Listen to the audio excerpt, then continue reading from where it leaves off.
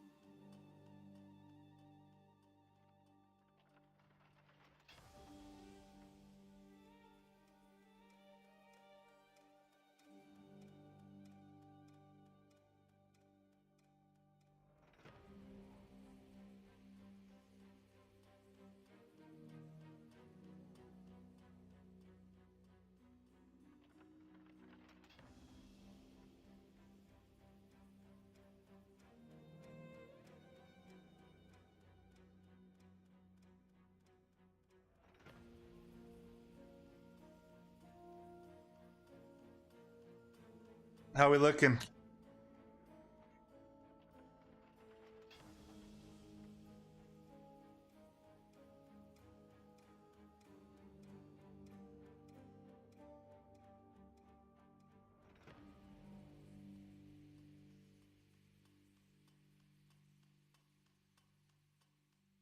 Oh no, you're good, dude. I'll start the timer here in about 4 minutes. I'll give you an extra couple of minutes. Yeah.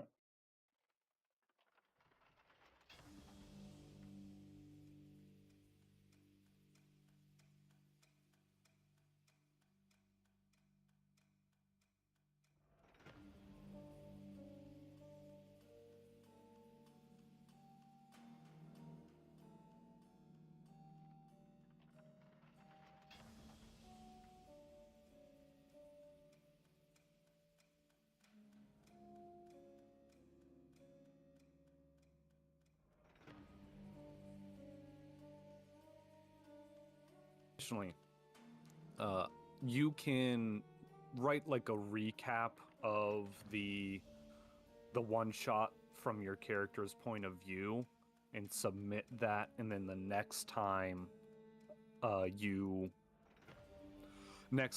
end up playing a one shot, if once Clements has like seen your recap, he's read it and is like, yeah, cool, he'll give you something like inspiration or something of the sort. Was there another way to do it, Clements?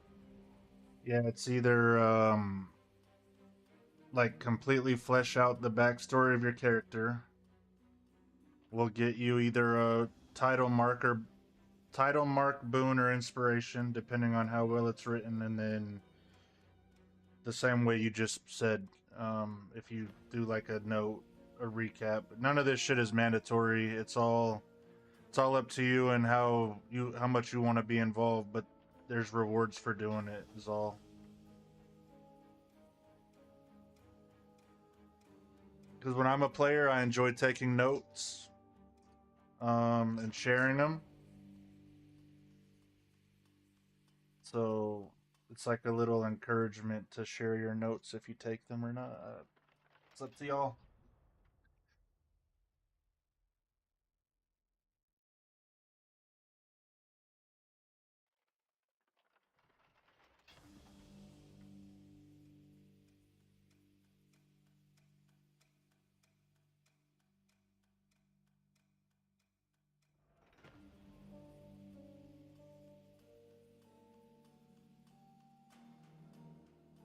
Okay, I've made the token.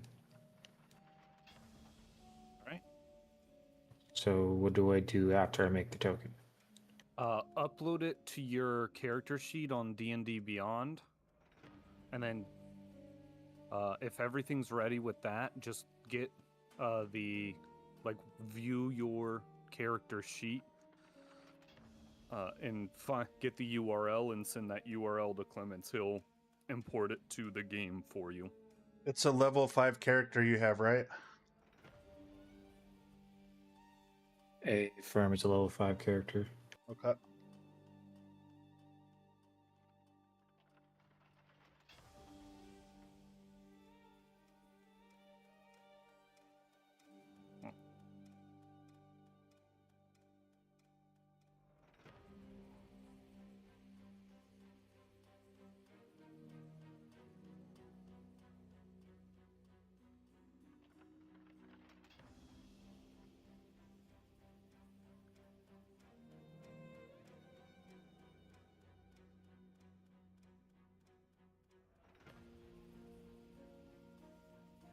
Alrighty.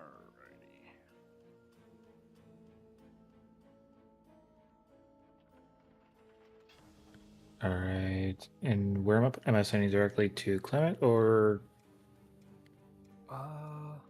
Actually, wasn't there a place on Discord to do it?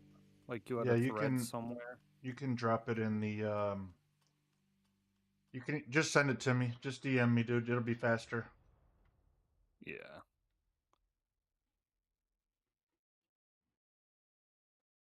And send.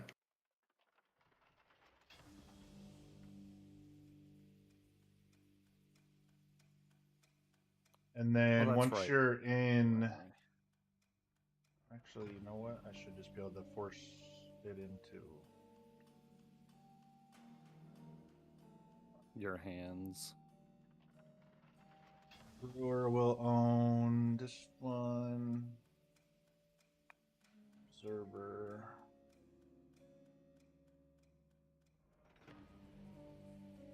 And then, do you have any questions about getting the actual like Foundry game open?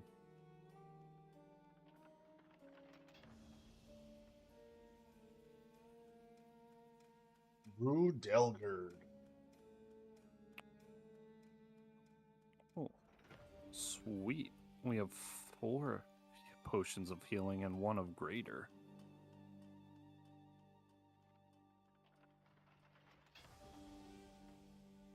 Yeah, I haven't touched that one in God knows how long.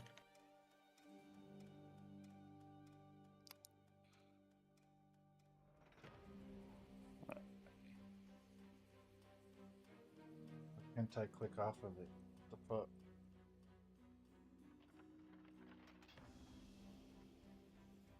Is there an easy way to... There's a password? No. Oh, so Just leave it blank. Make sure you, on the first drop down, you choose the one that says Brewer. I did. Okay. Yeah, then there should be there shouldn't be a password, and you should be able to just go in and get it. Login successful. Oh, shit. Noise.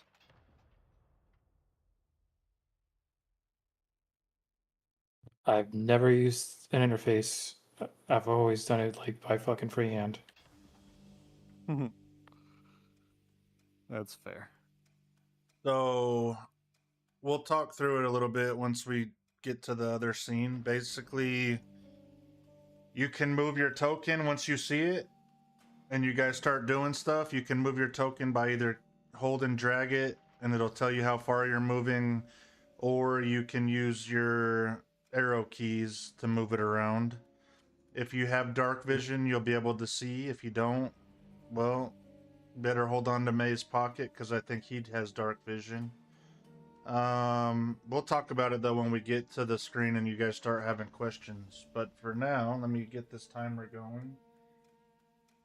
Does this player configuration mean anything, or?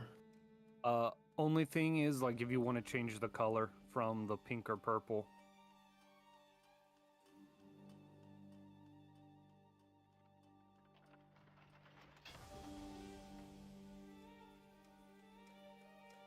That's fair. All right.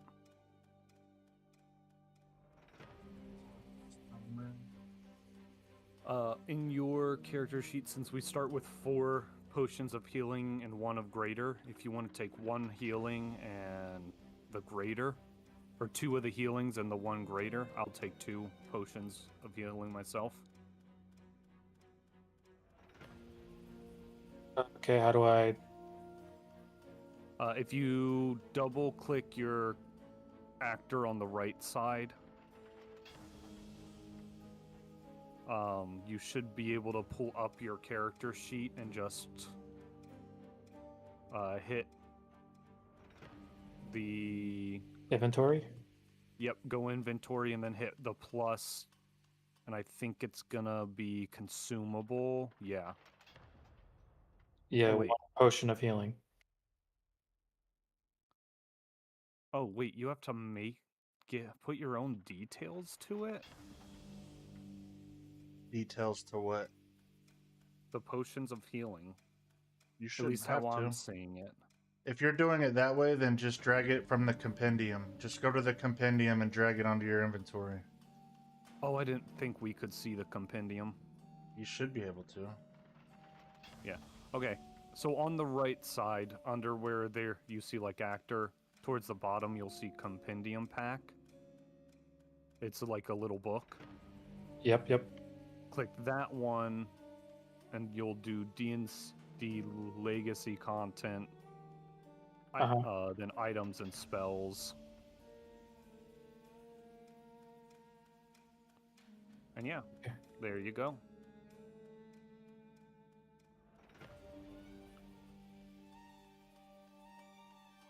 Okay, and it's potion of healing, or 2 potions of healing, 1 potion of greater.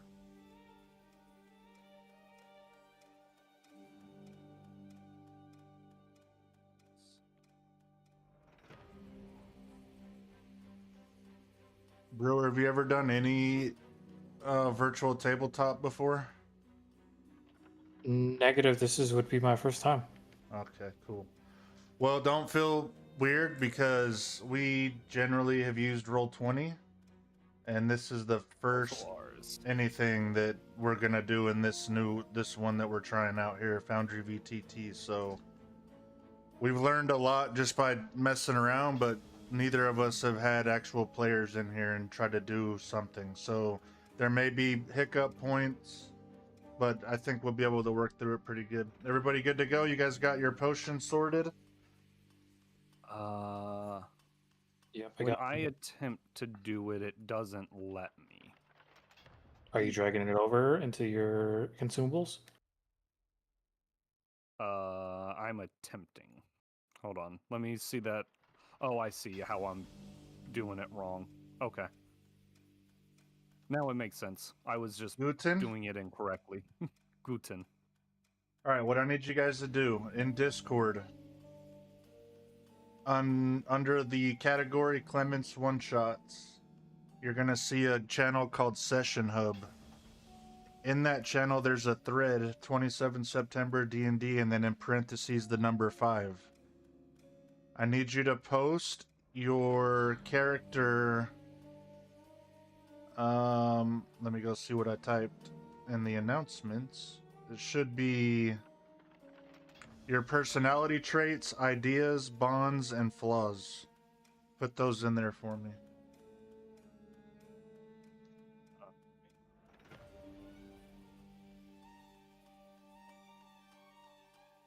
Send them as one conjoined message. Don't spread it all out. Make it easy for me, please.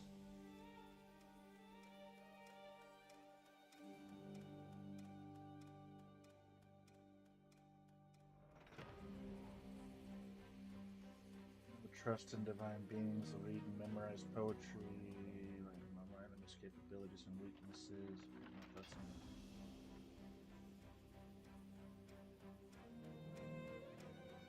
You have an addiction. What is your addiction? Let's talk about this. Alcoholism. Go ahead and put that in parentheses for me. Will do. I chose the brewer's kit as like one of my things, so.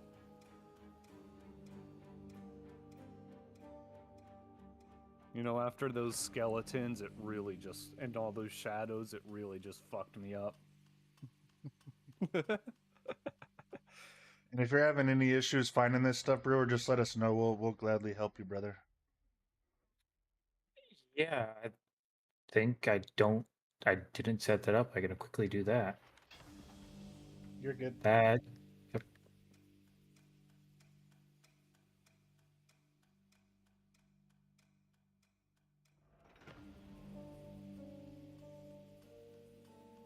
Alcoholism. Alrighty. Yep. So are you a ginger and... Oh, I think we talked about this.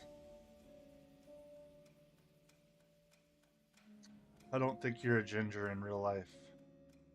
No.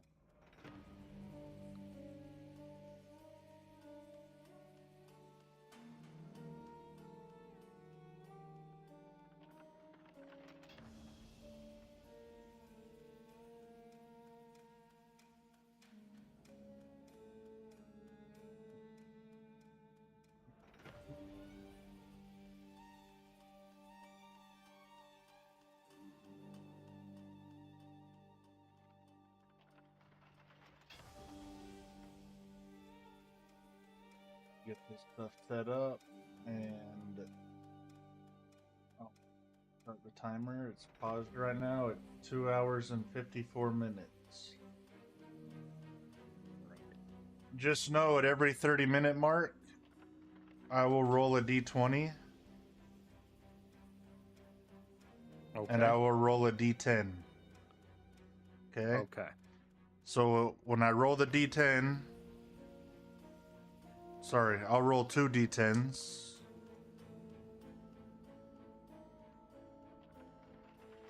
No, I won't. I'll roll a d6. If it's higher than a 3, then it has to be higher than a 10 on the d20 roll. If it's lower than a 3, it has to be lower than a 10 on a d20. If it's higher than a 10, every 30 minutes, if I remember, there will be a complication introduced. Hold on. Also, chat and Discord users can suggest complications by name. So they can say there's a terrible earthquake and part of the area they're in collapses or whatever. Regardless if I agree with it or not, I will roll a d20. And if it's higher than a 10, that complication will take place. If it's lower than a 10, then it will not.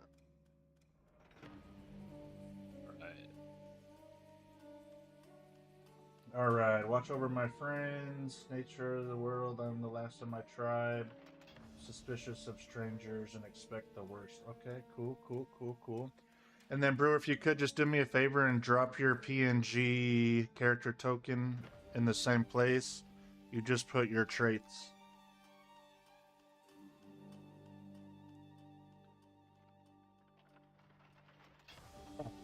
That way I can add it to my wall up there.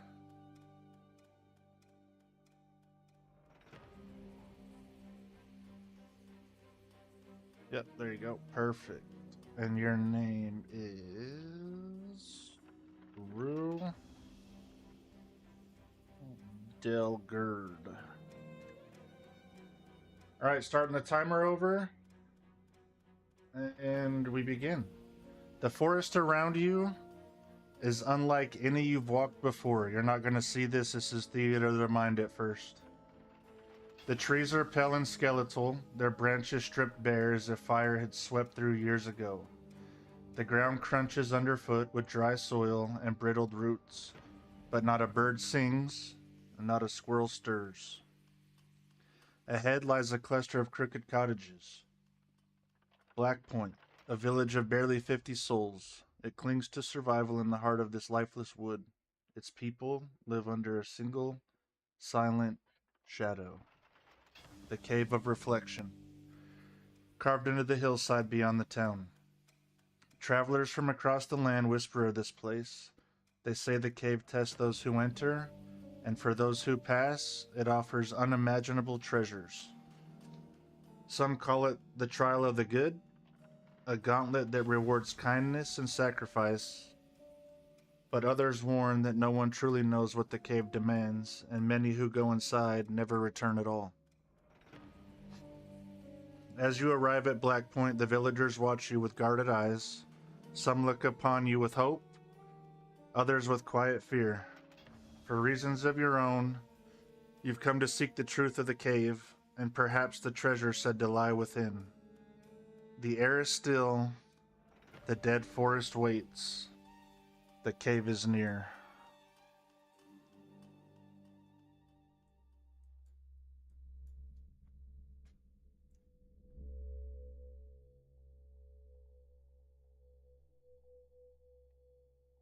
So here you guys should see your tokens.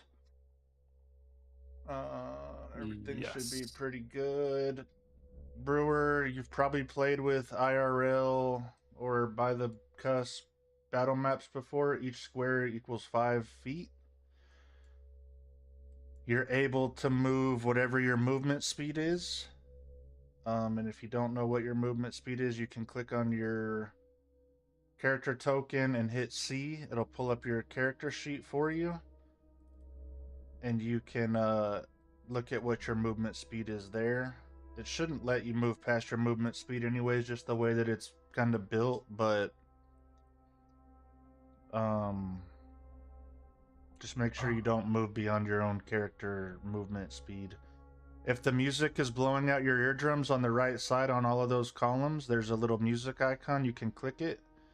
You can set the music level to whatever you want, but I ask that you leave environment and interface at around at least 50, if not 65. Okay, everything is dark. Because Yes, we've entered a cave, it seems. Is it dark for you too, May? I see the gray around me, and I see 2 doors ahead. Okay, so if everything is black for Rue here, he might not have dark vision.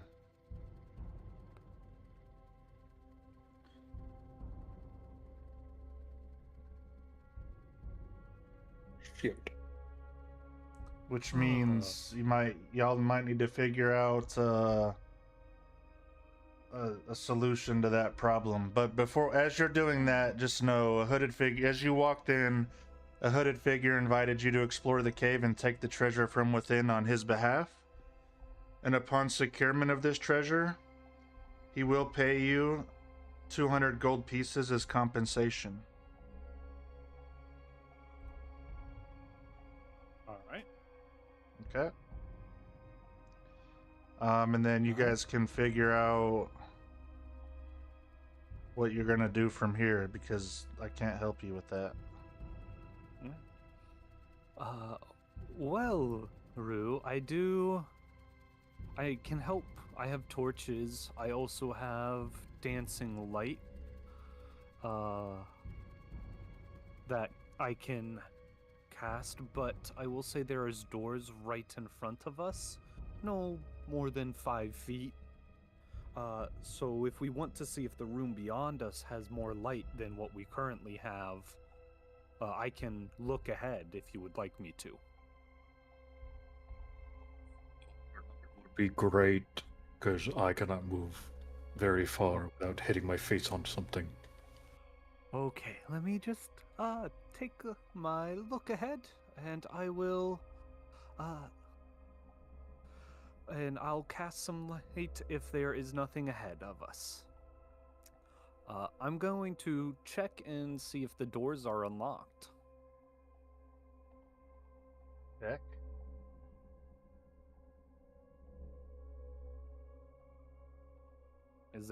There's not a roll for that, is there? No, you just check Just it. to like turn the hand. Yeah, just click the door. See what happens. Oh. I didn't want to open it. Well, all right. I'm yeah. Well, with the door unlocked, I'll say, well, the door's unlocked. I'll go ahead and open it. I'll just swing it open. the heavy door groans open, and you yeah, it swings open. Oh, hello. There's somebody in here. Rue, if you step towards my voice, you'll be able to see there's light ahead of us. Light. Wonderful. I will enter the room. You step into the chamber. It's filled with rich smell of roasted meat, spiced breads, and sweet fruits. In the center sits a long banquet table piled with food. Steaming dishes appear fresh from the oven, golden loaves glisten with butter, and goblets overflow with wine. As the table sits a wiry, brown-haired man, chewing furiously as if he hasn't eaten in weeks. He looks up with greasy smile, wiping his mouth on his sleeve. "Ah, guests, please sit. Plenty for everyone," he says warmly, gesturing to the empty chairs. Between bites, he leans closer. "Call me Gordon. I do so love a little game with my meals. Care to join me? If you win, there's a reward. If you lose, well, I'll still make it worth your while." He grins, eyes shining with hunger. Behind him, the far door remains shut, its iron bands locked tight. Hmm. Well, Rue, it seems we might not have other choices right now. Let's go ahead and sit down. Can I roll a perception check on this guy? Yeah, what are you trying to perceive? Something just feels off about him, considering we entered a cave and we come upon a guy just furiously eating a meal, so I need to know if it's friend or foe. Okay, go ahead.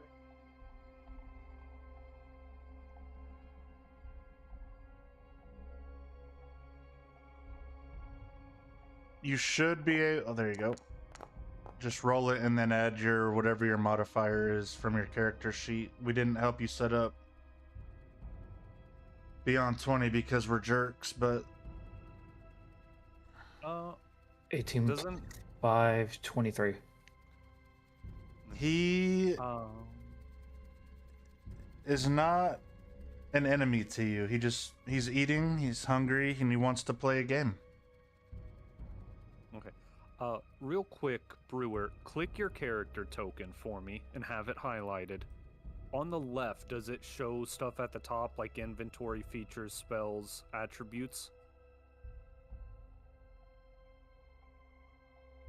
On my sheet, yeah, but just having my character highlighted, I don't see anything. Okay. Because you should like be able to. At least I'm able to click these things on my screen and not have my sheet open. That's why I ask. But I don't know if that's maybe part of Beyond 20. It may be because I never used Beyond 20. Okay. Alrighty. As I go to sit down, accepting the invitation from this gentleman, I do want to peer at the table. Does the food... I'm looking to see if, like, the food looks weird or anything. Like, if it looks maybe unnatural or possibly made from human flesh. Roll up perception or investigation.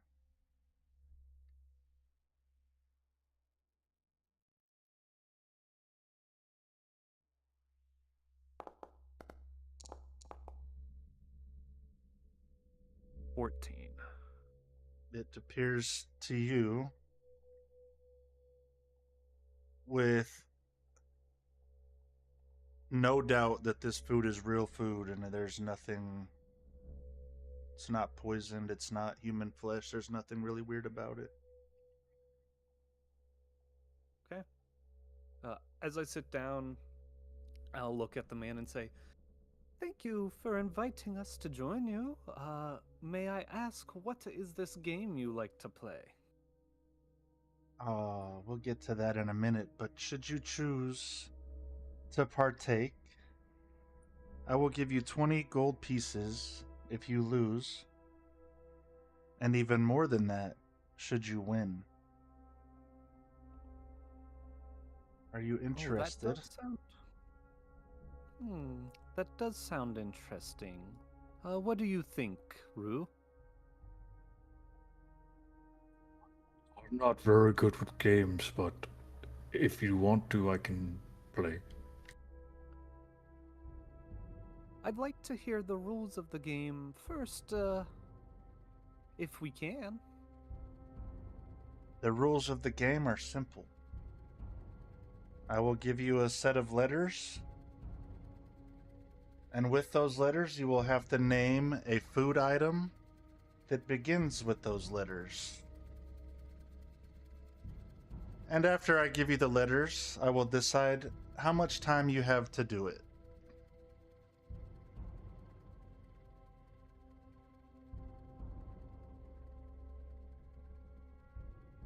Okay. That doesn't seem too terrible. How many letters are we getting? I will Or does that decide. also I will decide when change? you say yes or no. Okay. Rue, do you agree to this game? I think we could do quite well.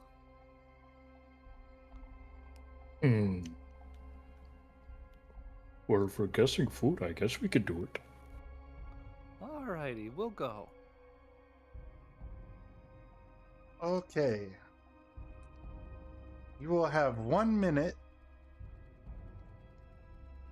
to tell me a food item for the following letters. I will only say them once. Are you ready? I am ready. Is there a certain format that you would like me to say the letters in? Just normal, or maybe alphanumeric, or Rue, do you have preference? No.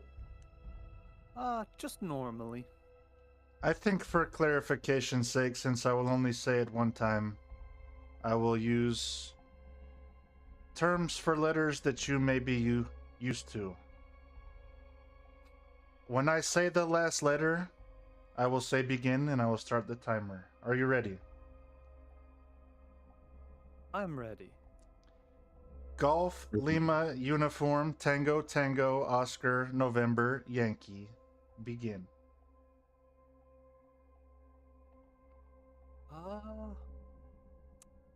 Lamb for Lima. Do drinks like tea count for Tango? Sure, just type them in the chat for me as you say them as well, please. We have the L, we have the T. Lamb. We also have yam. We have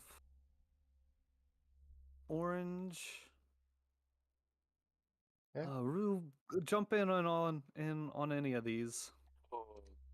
Garlic? Garlic. Oh. Another T, another O. Tamarind? A what? Tamarind. I don't know that one, but okay. Or I think I'm missing something. I have GLU. U. What's one with U? You have 20 seconds.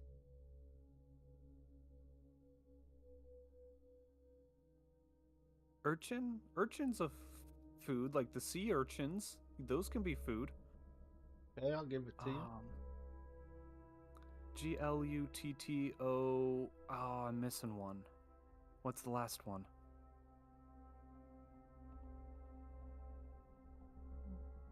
Time is up. Okay. T. You didn't type the second T, but you said it. I don't know how to Tamarin. spell that one. Tamarin. And then T-O, you have orange, N, you didn't get the N. And I missed. Yeah, alright. As you say each of these items, he magically spawns them in front of him on the table and immediately devours all of them.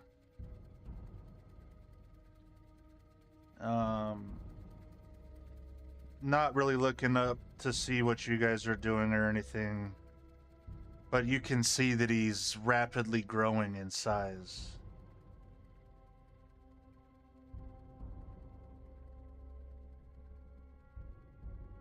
And as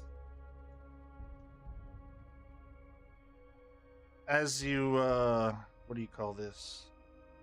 As you finish the puzzle and fail to complete it, he offers you the 20 gold pieces, as promised.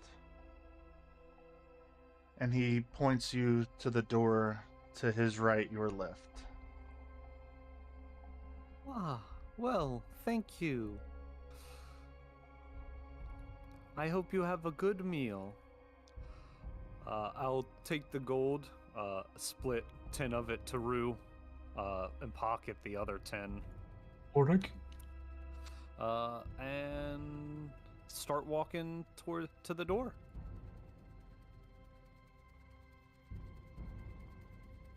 And I will follow. You will follow.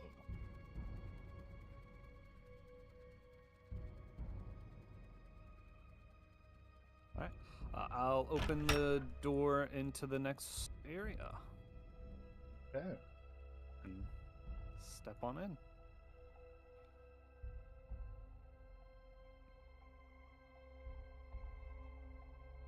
And then once Rue is through, I will close that door. That man creeped me out. Yeah, it's very, very, very creepy.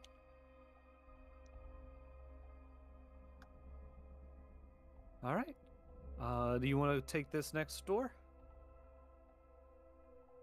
Yeah, might as well. All righty.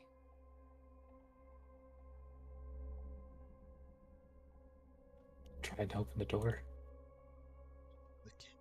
Oh, if it's not opening, it's locked.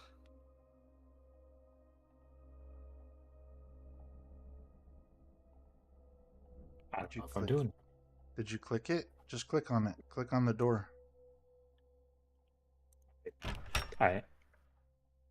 Okay, there we go, I guess.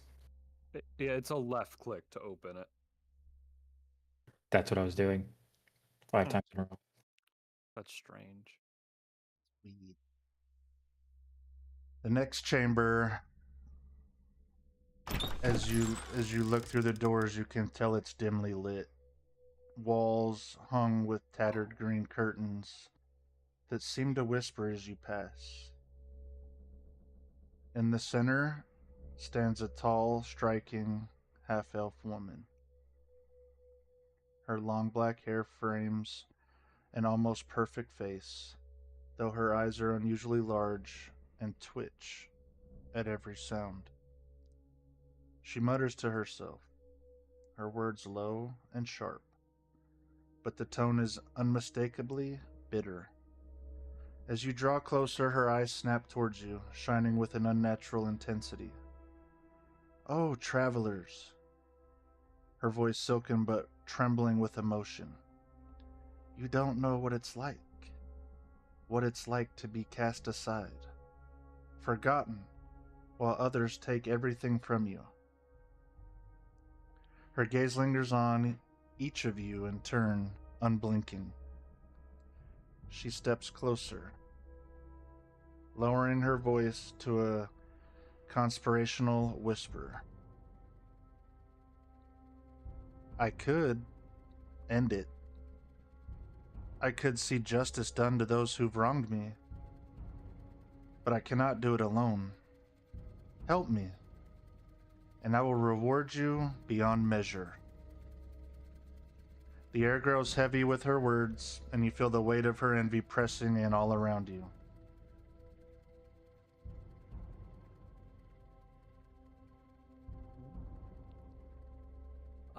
And how would we help you bring justice to those? Kill them all. You'll And just help who me would- with this ritual here. And when we're Okay. done, those who have wronged me shall no longer live.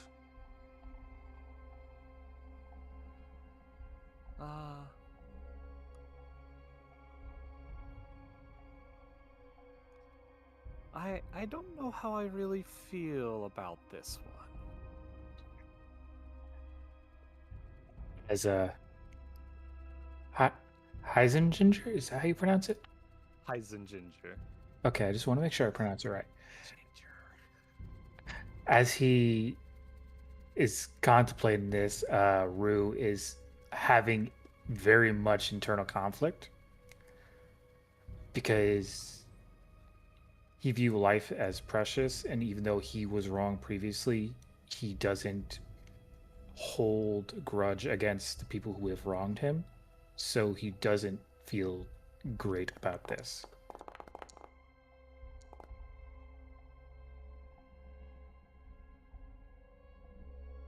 Keep going. Don't worry about the roll. Just keep doing your thing.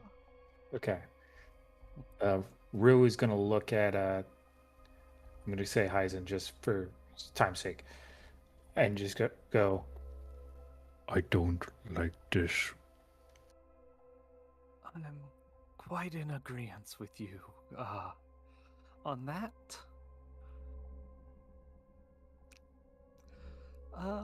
While I understand, I do not think we are the ones that can help you with this. Let me ask you a question. How many tokens do you see in this room? Currently 3. Myself, Rue, and her. Okay. Continue on. I do not think we're the best suited to help you with this. And you will likely just either have to do it on your own, or ask somebody else. I am sorry about that. As you're conversing with Evandria, each of you roll a d6 as the floor begins to tremble and items start to fall from the walls. And you fall to the ground and take that amount of damage.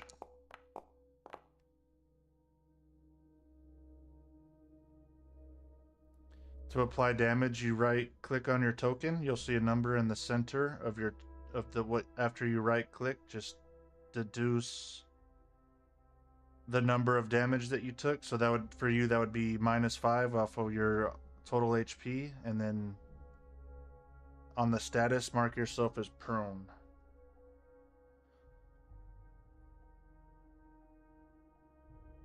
As you tell her that you're unwilling to help,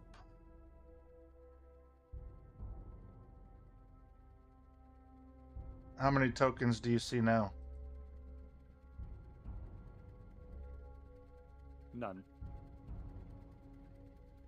And now? 1. Clearly. All right.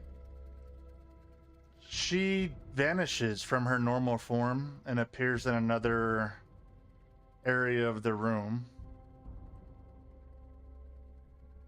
And from your prone state, need everybody to roll initiative.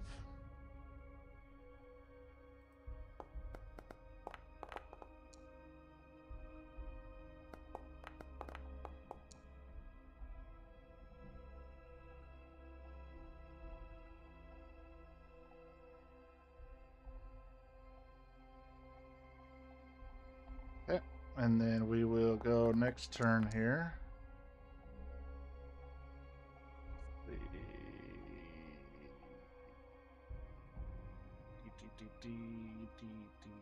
Mine would be 10. All right, so it should go Envious Evandria, Hyzen Ginger, and then Rue. She will hold her action for this turn. Why can I not get off of these tokens after I've selected them?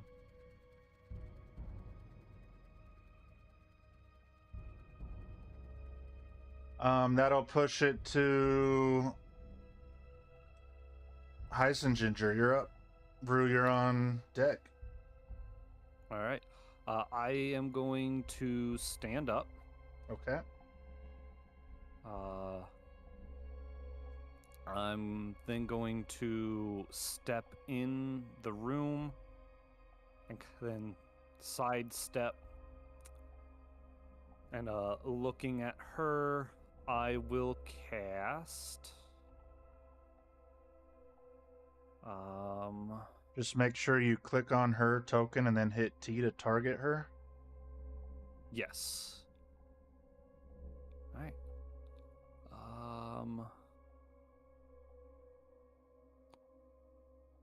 I'm going to cast Magic Missile on her.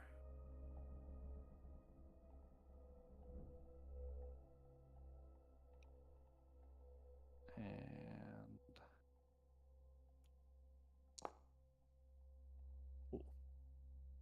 for 2 damage. Click apply and it'll apply. Should be in the chat window. So if you click the chat bubbles at the top and then go to your rolls, you'll see them down there at the bottom, and then just click apply. I don't have apply. I just have Okay, I do. refund resource. I applied it. Alrighty. And that will be my turn.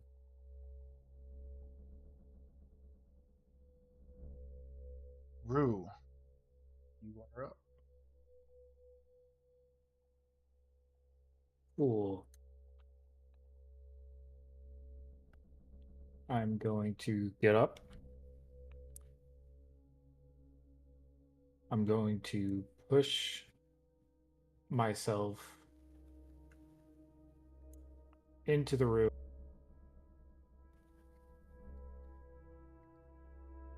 Before looking at this thing.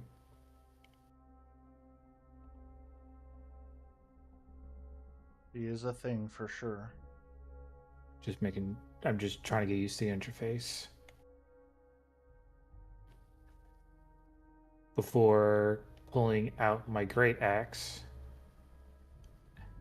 and attacking. Okay. Just make sure, like with May, click on her token and then hit T to target, so that whatever you roll I can apply it to her pretty easy. Yep, I did that.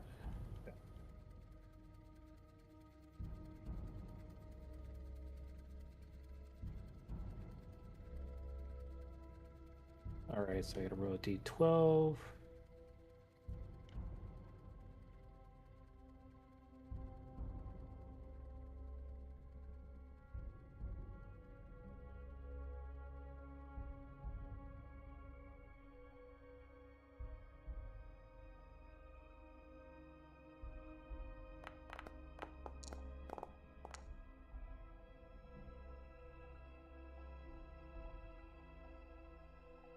What was the D12? I thought it would have I been a 20 fucking though. listen. It's been a fucking minute. I gotta roll the fucking hit first. I'm shot. Yes, you do. I was Yes, like, you hold on, do. wait, wouldn't that be damage dice? It's been a minute. Okay, so So it would be d20 plus. What is my modifier? That would be proficiency, right? So on your character sheet, under your actions, you're gonna see where your attack is, and then it will tell you what the plus is on because you're using D&D and Beyond. So it'll tell you under whatever weapon you're using, which is your battle axe, right? Or your great Okay. axe. Yeah, I see it now. It'll say roll a d20 plus a number to hit. Just roll your d20 and then add that number.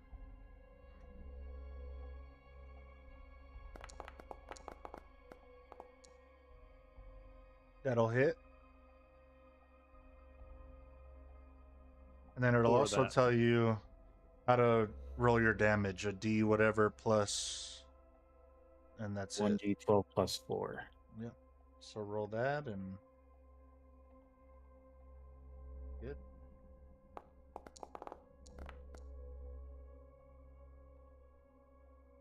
So 7. Okay. I detracted the 7 HP from her. All right, and getting up from prone is an action, correct? It is. It takes Just half your one. takes half your movement speed away from you. But you wouldn't want to move from where you're at right now anyways, because opportunity attacks are no fun. Is that everything you're gonna do? For right now, yes. Okay. That'll put it on to the envious Evandria, who will let's see, attack you, Rue.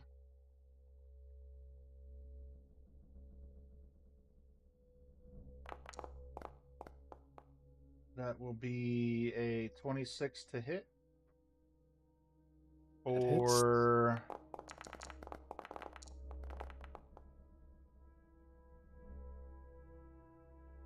28 damage. Fuck! And then she will. That'll be her turn. Heisenginger. All right.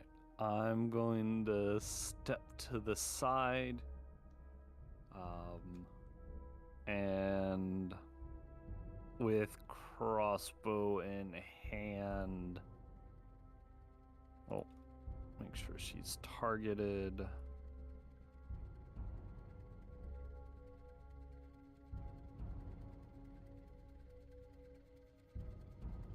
I'm gonna roll to hit her with the crossbow bolt for a 21. That will hit.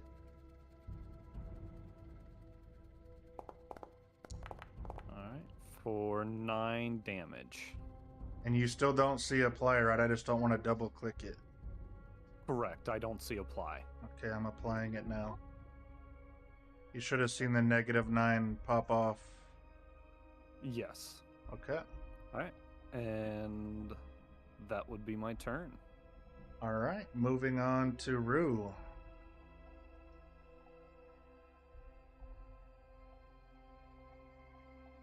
Awesome. I'm gonna fucking shove a potion of greater healing down my throat because fuck.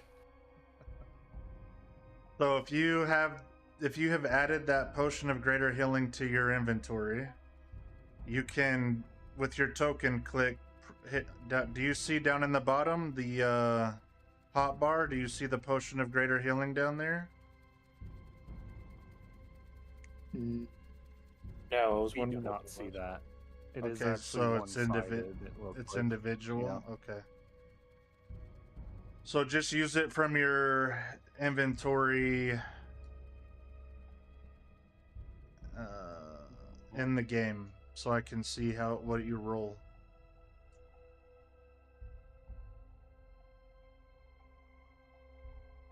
Usability.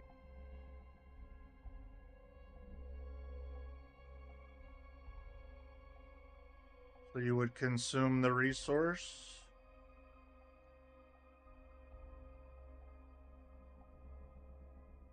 I'm hitting. Does it say that I just? Okay, yeah, I did. Cool. So 4d4.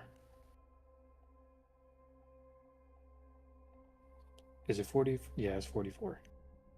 Would be 44 plus 4.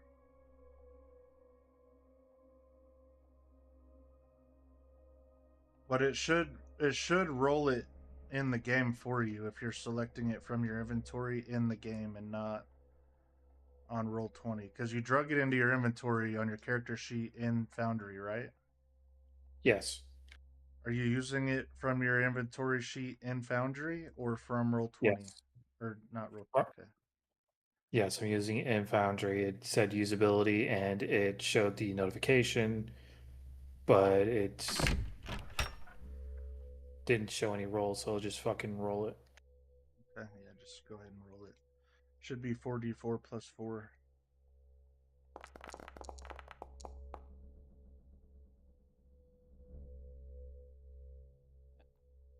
Nice.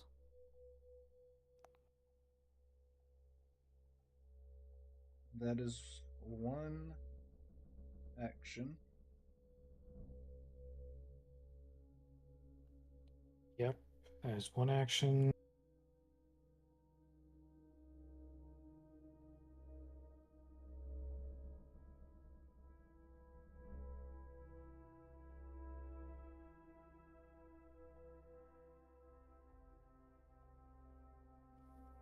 I'm going to use a bonus action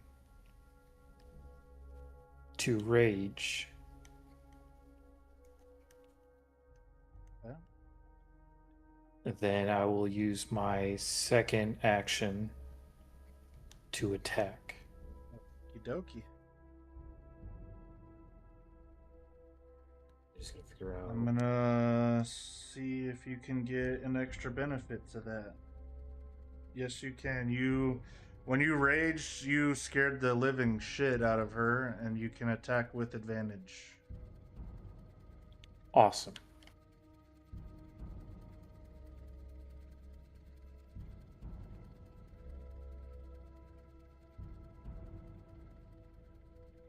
So 2d20 plus 7.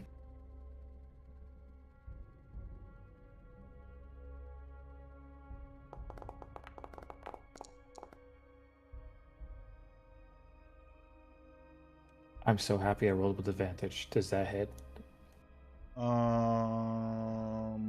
pretty sure. Yes, it does. Awesome. Now what's the... Is there a modifier with rage? Because I didn't see it when I was reading it. You sent me your character sheet, right? Yes, directly. I sent it to you.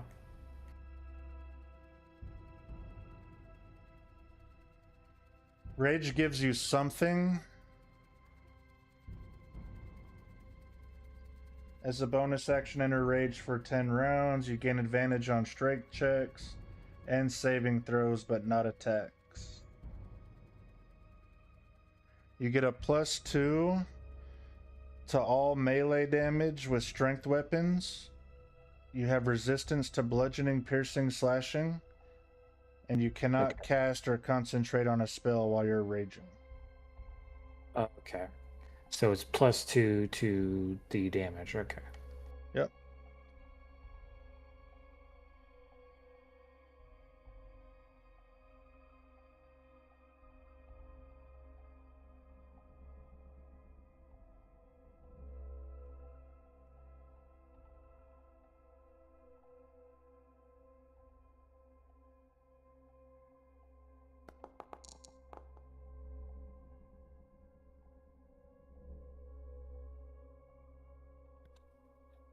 Eight damage. Roger, 8 damage.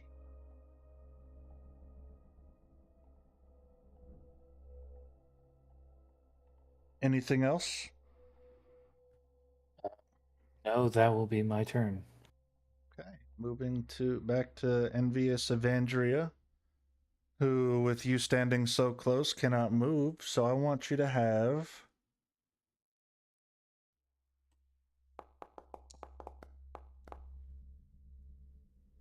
23 to hit.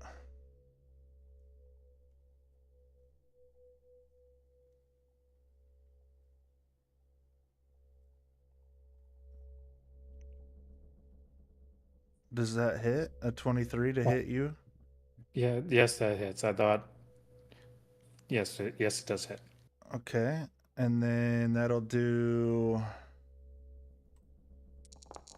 Jesus Christ. 22 damage. I'll apply it now. But what is the on my side of this? I'm seeing a strength saving throw. Does that mean he can make one? Yeah, I'm looking at it right now. So just don't. I applied the damage, but I'll take it away if I need to. I saw the same thing, so I don't know what that ability is. Right, I would assume it means he can at least attempt to half the damage. On a hit, the target must make a DC 15 strength saving throw with advantage because you're raging. If you fail, you're pulled 15 feet closer to me, but we're already within 5 feet of each other. Because you're close, you'll go prone. So go ahead and give me a strength saving throw. It looks like you did it with a 20. No, that's the damage. Okay. Yeah, you have advantage on it as well because you're raged. So in the chat on the right side, if you see where it says I want what you have, I think you can just click where it says strength saving throw.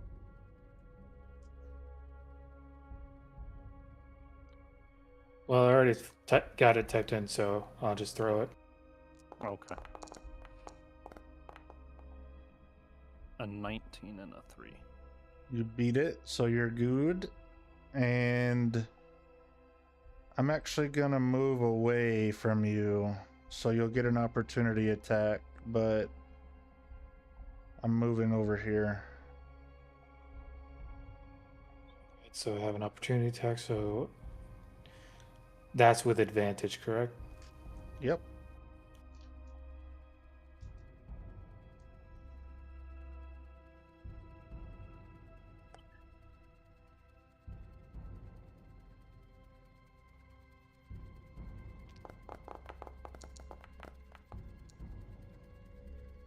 Oh shit.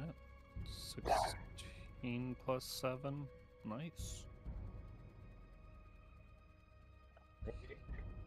I'm assuming 16 plus 7. 23. Yeah, I'm assuming 23 hits. Oh yeah. Yep.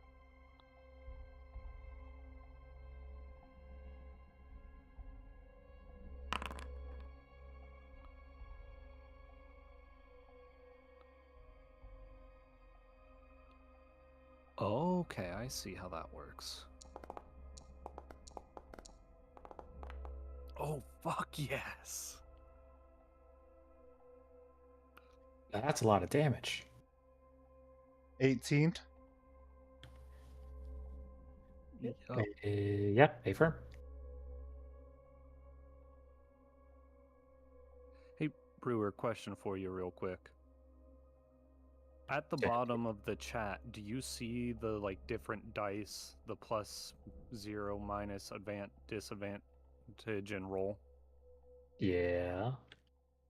You can use that so you don't have to manually type it in. Don't. I just click the dice. Oh, okay. Just was making sure. All And if right, you hit that advantage, it'll keep the high one for you, so it doesn't tell us like 31 when in reality it's like 23. You know what? That makes more sense. Cool. that'll complete her turn, and we are back to Heisenginger. All right, and I will cast at her Ray of Sickness, a first level spell.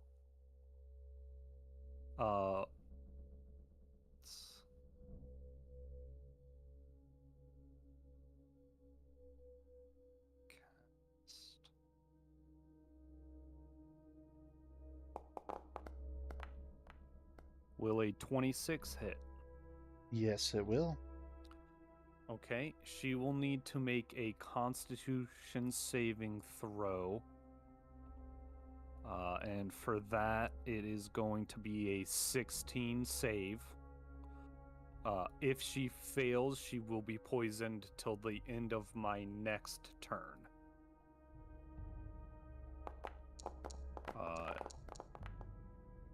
And that's she'll take 15 points of damage from this attack.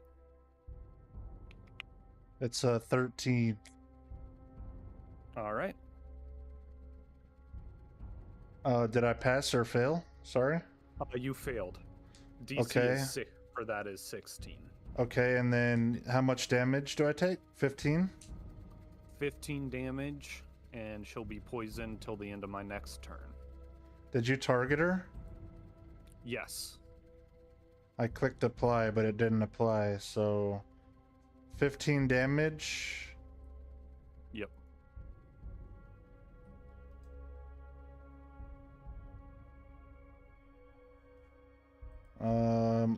Not quick math. Okay, it's applied now. Awesome. And then I'm assuming on your next turn I'll take more damage because I'm still poisoned. Yes. And does that give me anything for my next turn? Like, am I at disadvantage, or can I not attack? No. What is it? Nope, it just poisoned, so I think, what is that, a 1d4 of damage, of poison damage? Yeah, but does it affect me on my next turn? No, in no other way does it affect you. Okay, awesome. All right, is that all for you? That will be it. All right, Rue, we're up to you again.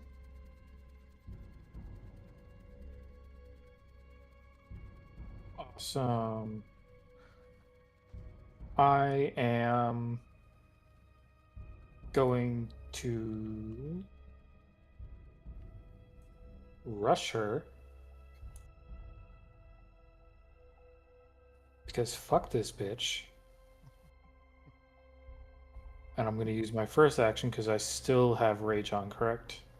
Yeah, it's 10 turns. Copy. Just want to make sure. And do my first action and swing my axe again.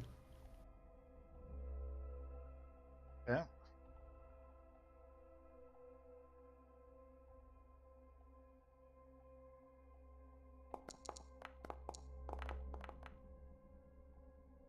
Six or 9. That won't hit. Well, fuck. Okay. Then I'm going to bring around the bend again and use the inertia to swing at her again. Okay. What happened to your cool Rue voice? I'm fighting. I'm not speaking. I don't speak when I fight. Okay. I got you. It's just a silent ass whooper.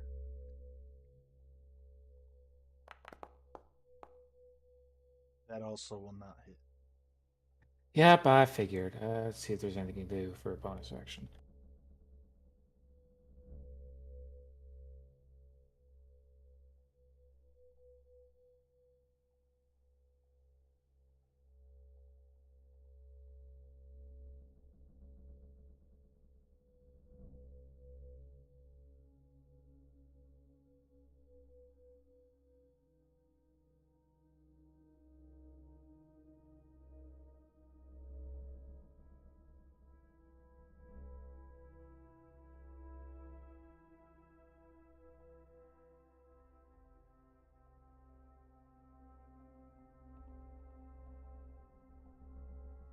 Well, that's all I got.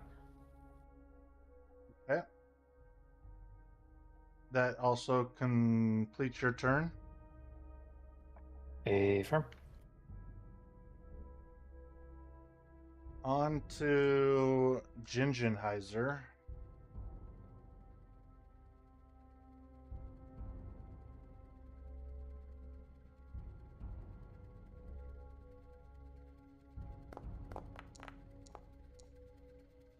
Does a 20 hit? That'll hit. That will hit. And you can do your strength saving throw.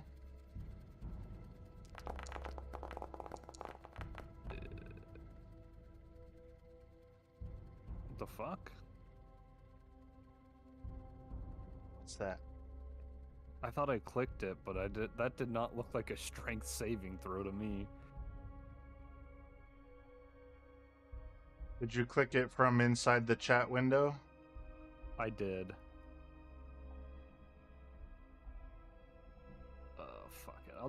I'll roll it normal. So that's just a roll straight 20 for me.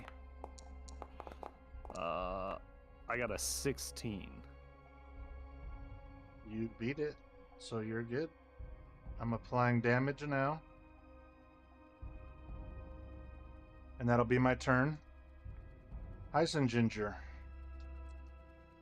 Alrighty. Another crossbow bolt.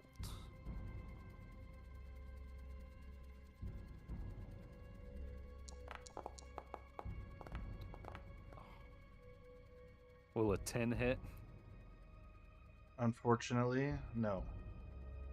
Alright, then that will be my turn. She was poisoned until the end of your next turn. What damage does she take as that poison runs out here? Is that an additional 4? Okay. And I rolled it as a 1, so she takes an additional single damage. Got it. She's no longer poisoned.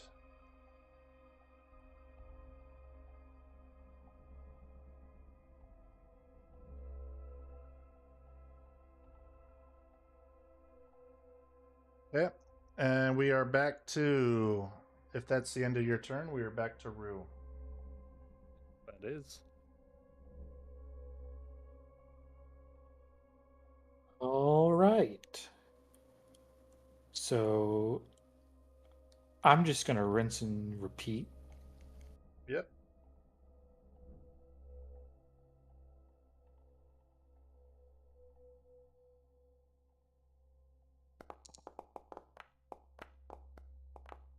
That'll hit. Awesome. 30/20s always love me.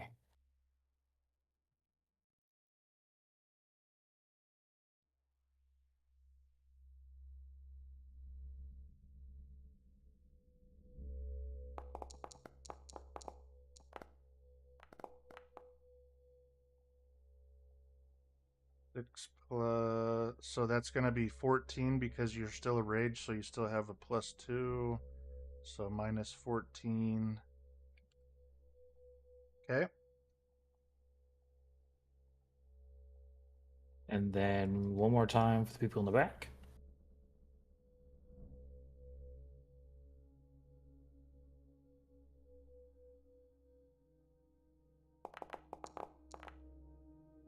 That will hit.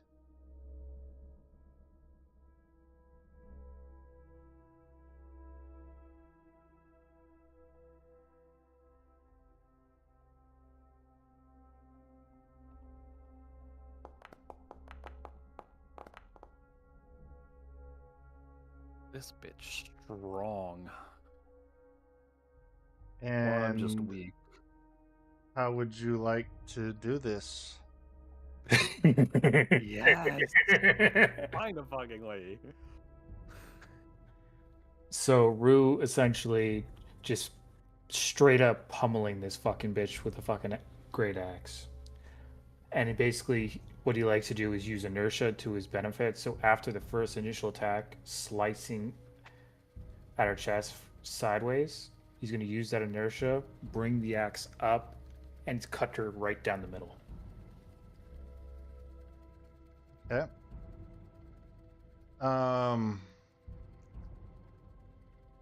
As you swing with everything you have, cutting right down the middle, you see her body kind of separates into two and crumples to the floor. Covered in blood, you have an overwhelming sense of joy and achievement. And then I need you guys to each take whatever 3,900 divided by 2.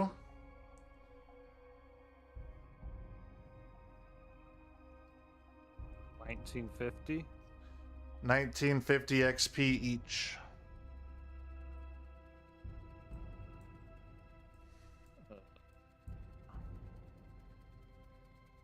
All right.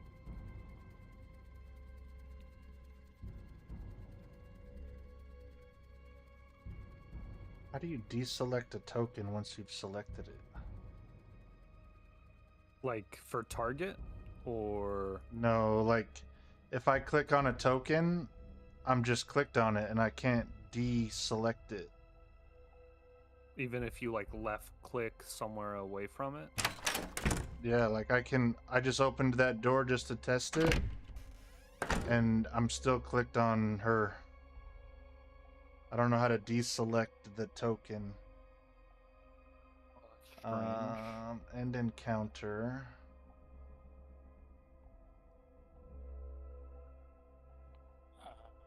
Trying to figure out how to get at the experience. Yeah.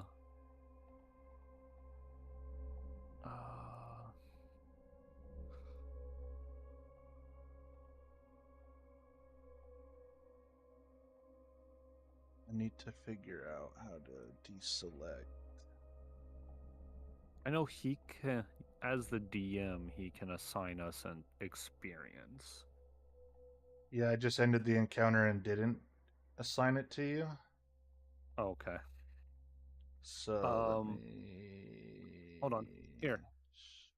If you click your character sheet and on the top left, see the little gear on a slider, hit edit. You'll then be able to go over to the experienced bit where it says 0 of like, mine says 1400 under my level, but above all my like strength and stuff. Or all my ability scores, and I just typed in the 1950.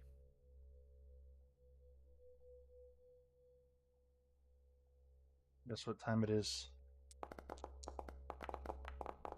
Another half hour? Yep.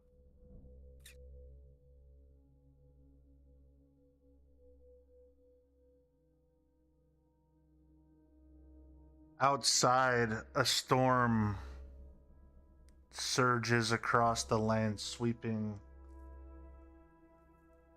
across and causing damage to everything that's outside. But luckily for you guys, you're inside of a cave and unaffected. 1 hour has elapsed. Awesome. There are 2 hours remaining.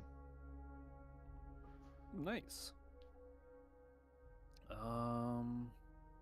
Gonna go ahead cast Cure Wounds on Rue.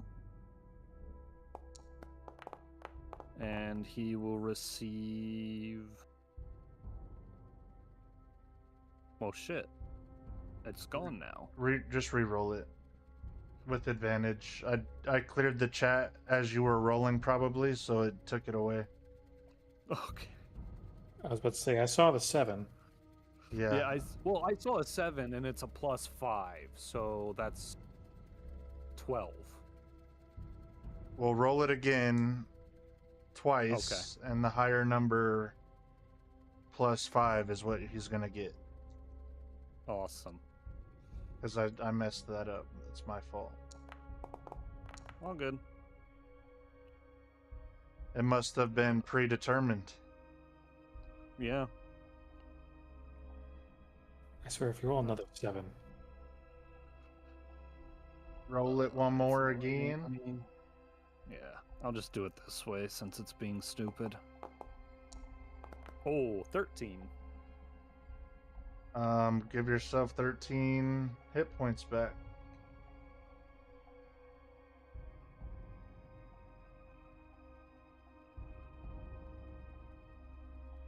What is the red dot above his head? The yellow and the red dot above his token. What are they? The red I think is like he's selected and controlling that. The yellow was like I'm targeting him. Got it. Thank you. Because when you targeted him, I saw a purple dot. Yeah, at it was the top of purple. his. Yeah. I think you're still targeting me. Who, me? Right now? Someone's targeting me.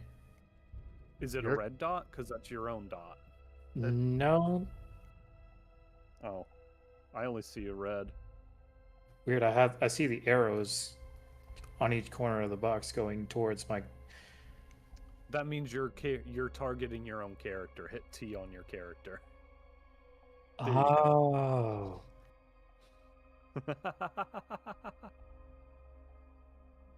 And then as long as you have more than half of your HP back, you can remove your bloodied status. I'm not. What the fuck?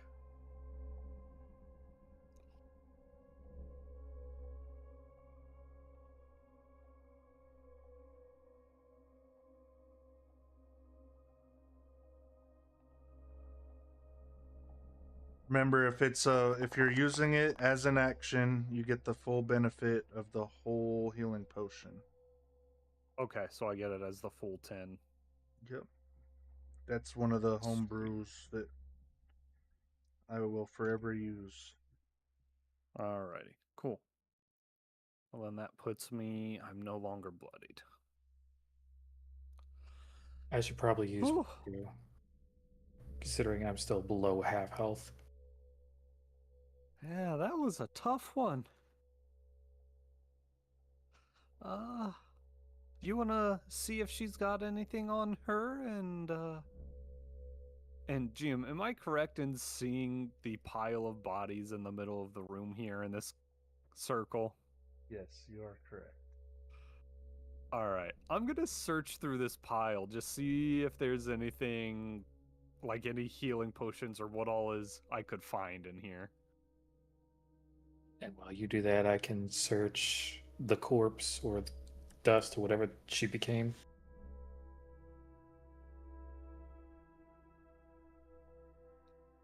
All right. What do you want me to roll for that? Let me see. You're looking for what? If there's any health potions or healing stuff specifically, but just anything that, like, I just know there might be shields, swords, and stuff, I'm kind of just gonna shove that to the side. But so like anything of like note and specifically healing stuff. Roll. You're investigating to find stuff, so that's what you'll roll. An investigation. Alrighty. 24. You find one potion of healing. Normal. No Wonderful. greater. And no supreme. Alright.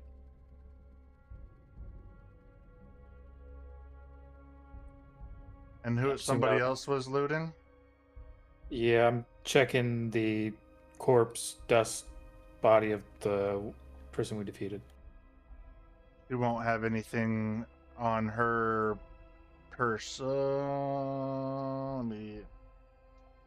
Yeah, she doesn't have anything on her. Well, fuck, I tried. All right, what would you guys like to do?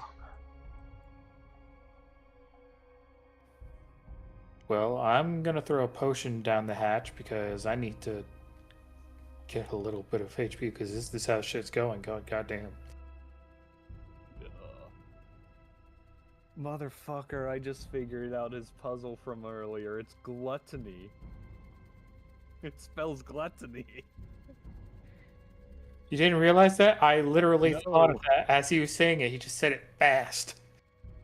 No, because I was so focused. Whatever. Focus on writing it down in the 1 minute timer, and you get it at full benefit right now. So don't worry about rolling it. It's whatever the benefit of it is, that's what you get. Full, no roll. So that's usually, with that one, it's just 10 additional health.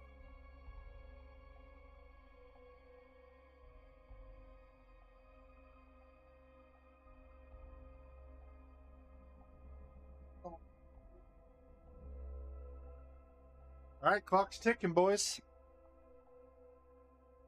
Oh, fuck. Do you want to search this room, or should we continue on? I don't think we were gonna find much here. We probably should go on. Alrighty. I will walk through the next set of doors.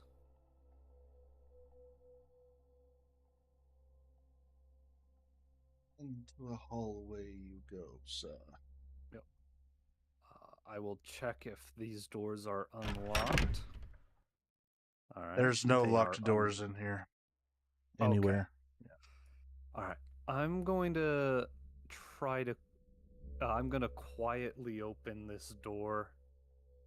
And just kind of peek in to see, like, just a hair, see what I can see through the doorway, without fully opening it. Okay.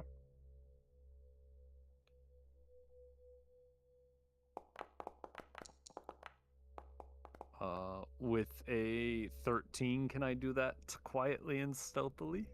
I also rolled a 13. Roll again. Okay.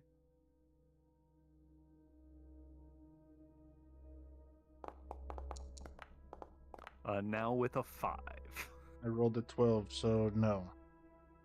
Okay, it just is loud. But I can see tables, boxes, gems on the floor, possibly coin, and a creature. Oh, fun. Oh me, oh my. Just go in already. Well, that wasn't as quiet as I wanted it. The chamber glitters like a dragon's dream. Piles of gold and silver spill across the floor, reflecting the torchlight in 1,000 tiny sparks. Atop the hoard sits a tiny goblin, no taller than a child, clutching a massive blue gemstone nearly the size of his own head. His eyes match the jewel, shining, hungry, almost alive with the same gleam. He doesn't speak. He doesn't move. He just hugs the gemstone to his chest and watches you. The far door stands open behind him, unbarred and unguarded. All you need do is pass. But the treasure glimmers in every corner of the room, tempting you with its weight and shine. The goblin's gaze never wavers. His thin lips curl into the faintest smile as you step closer.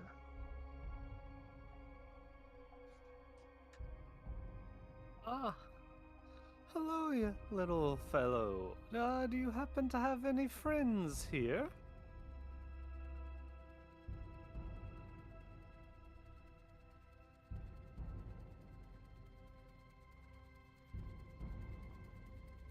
No? Okay. Let's, Rue, I suggest we maybe come back to this one on our way out? But let's just move on to that open door. Agreed. Let's leave the cute little guy alone. Okay.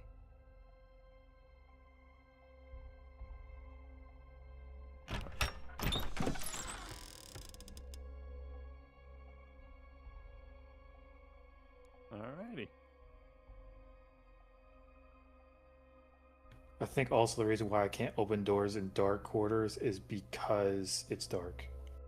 If you can't see the door, you can't open the door. Yeah. That makes sense. Alright, I'm going to, seeing how dark ahead it is, Rue, stay here just one moment.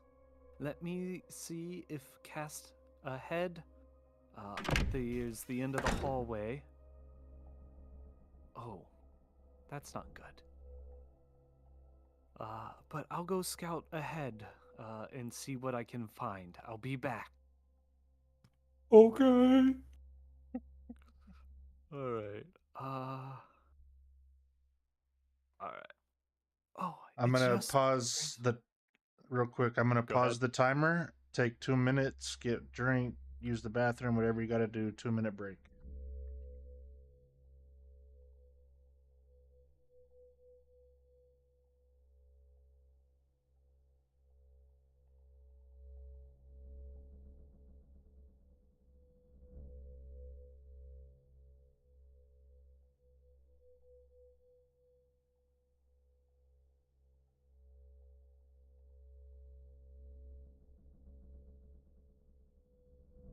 This shit's fucking exciting. Oh, it is. Definitely think we should come back and at the end, if we have enough time, get some of the gold in there from that goblin. But there also might be reinforcements later, so we'll have to see. I'm gonna keep it 100 with you, Chief. Fuck no. We gotta leave that little guy alone. I ain't fucking with it. Oh, you don't think we can take on a little goblin? I am at half fucking health. God knows what he can transform into. And we don't even know what's ahead. Exactly. So we need to be very careful with our next moves. Alright. Is everybody back and ready? Yes. Yep. Restarting the timer and go. Rue, follow the sound of my voice. It's just more doors. You start to feel the air grow thicker. Breathing starts to become a little bit harder. Everything just feels a little bit more thick. Ooh. Alrighty. Did I lose a token? Or is he I on think top of you? He's on top of mine. Okay, Yeah. alright. There we go. I can't help it. I can't see. Alright, I will walk up to the door in front of me and try to open that one silently. Yeah, the way we're gonna do these open silentlies is you roll your stealth with your modifier, and I'm just gonna roll a flat d20, and as long as you beat mine, you get it. I rolled a 5. 7. Okay. In here you see a dim chamber. You see what you see. You can close the door and confer. It's up to you.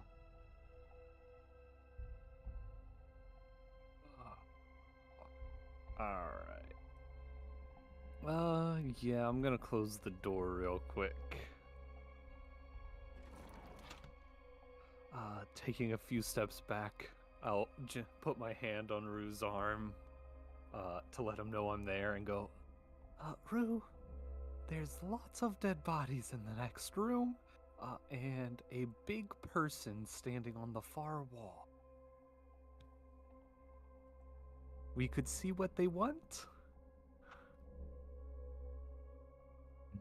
That's a problem. Yeah, but it might be another puzzle thing.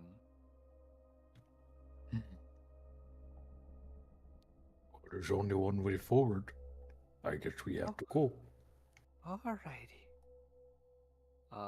I will head back to the door, open it up, and walk into the room. The dim chamber greets you. Its only light, the flicker of a dying fire. The air is thick with smoke and ash. In front of the hearth sits a gaunt man with wild, sunken eyes, plucking a slow and mournful tune on a battered lute. The instant you step inside, the music stops. He lurches to his feet, the lute clattering to the ground, and draws a longsword that gleams in the firelight. His face twists into a snarl, fury rolling off him like heat. From the far corner of the room, a corpse you thought lifeless suddenly gasps. With its final breath, it rasps out, "Run! Run!" The man bellows and rushes forward, his rage turned first upon the dying figure,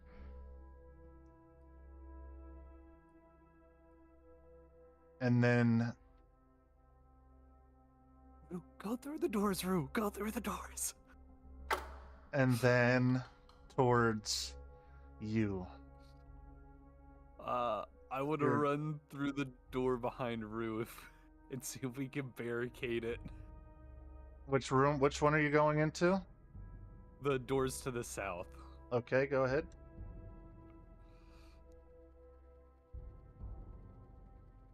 And Rue, what are you doing? My ass is following right behind him and closing that damn door. Okay. Alright. I don't think it's gonna let you cut the corner. Yeah, you'll have to go.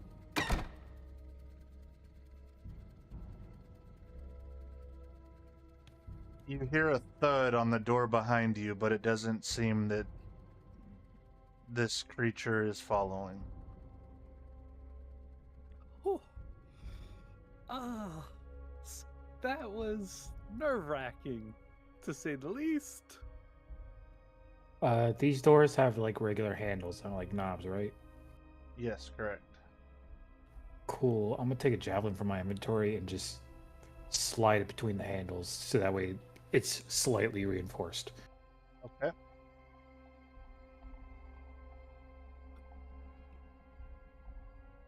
Alrighty. Good thinking on that, Rue. And with that, I'll step down towards the next set of doors. And same thing, I'm gonna open quietly. All right, hang I'll on. make the roll. Hang on. Yep. The way that this Okay. one is going to play out, you guys are going to talk me through what you're doing all the way until you're about to enter the room. Once you're about to enter the room, one of you will stay in this channel with me, and the other one will go back to the ready room. And then when we're done, we'll switch. One of you will go, the other one will go to the. You guys will just switch places.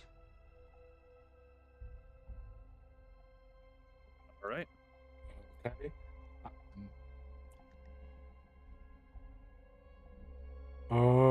Where are you? I can't see you. Just take another step forward. You're at a door. I'm gonna turn that effect off really quick because that room needed it. None of the other ones do. That makes sense.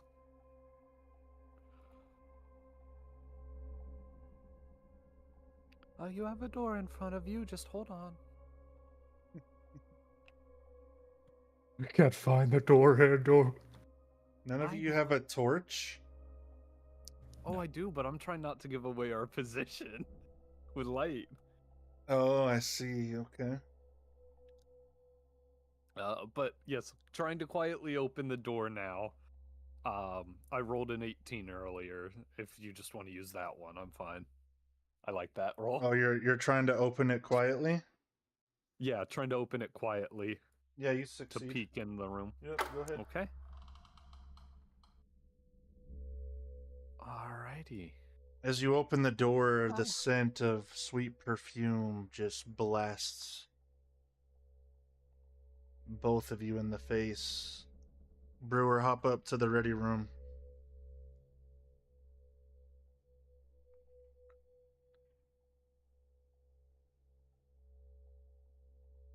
For you, not only is it a sweet scent of perfume that hits you, but also the overbearing and oh so remnant scent of your favorite alcoholic beverage.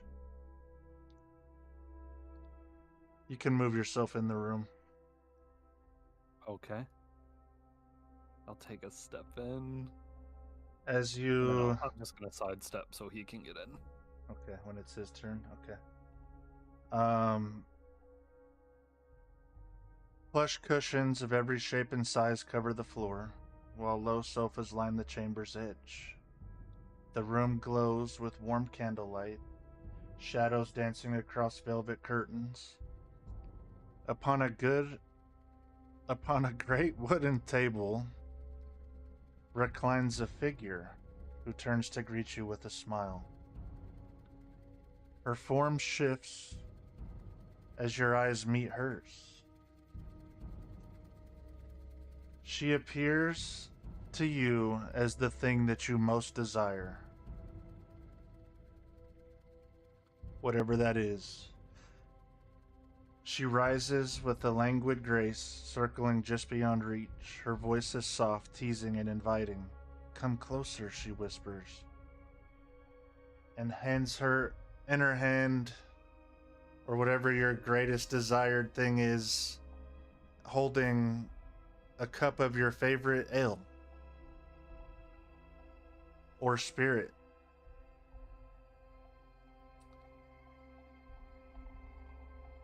Her voice is soft, teasing, and inviting. Come closer, she whispers, her laughter echoing like music. Sit with me. Stay a while.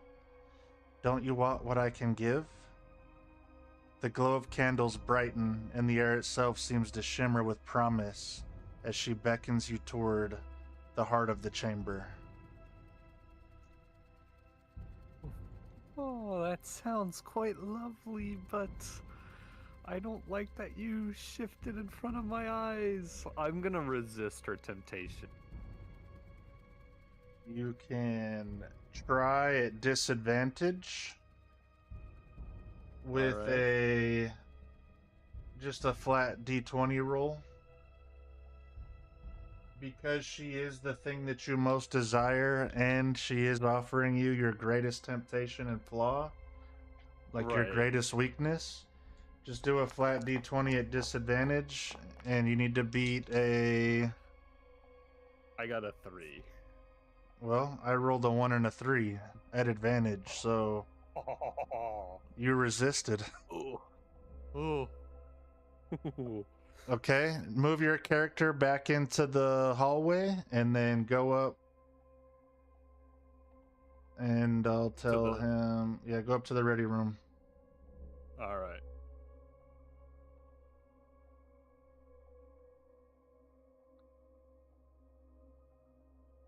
Go ahead and move yourself into the doorway right here. You'll have to, yeah, there you go. Let me do some. Cool. That's a little bit easier.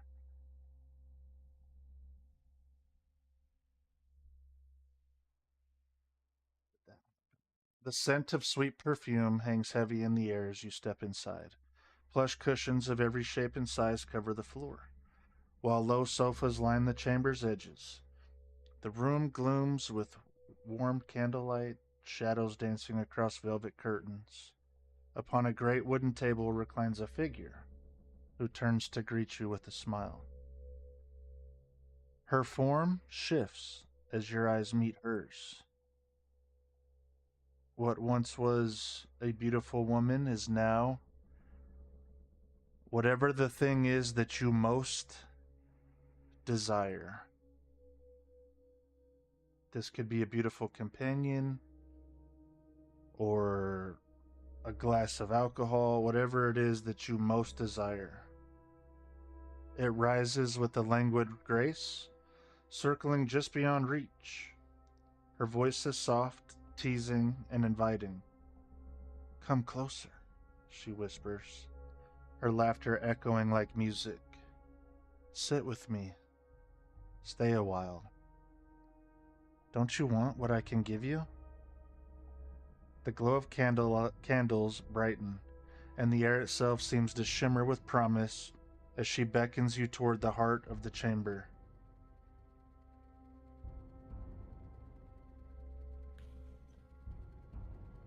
Rue is going to sit there conflicted because what he desires most would be his late wife. And him seeing that makes him slightly come forward and stop himself in his tracks. This... No. It can't be right.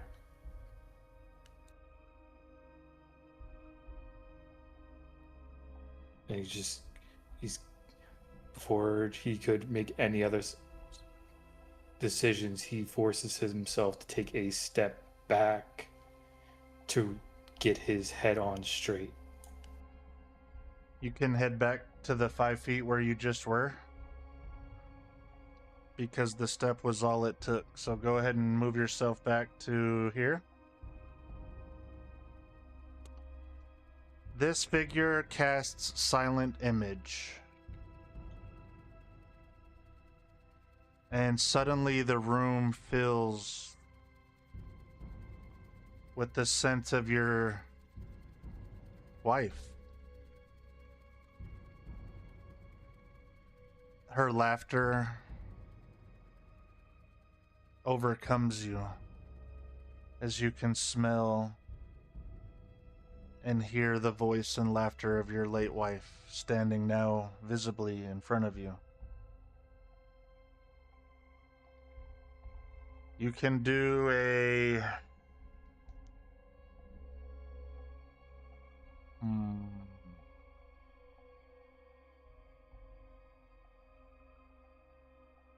You're being charmed right now, so whatever DC save that would be to not be charmed, I'll let you know.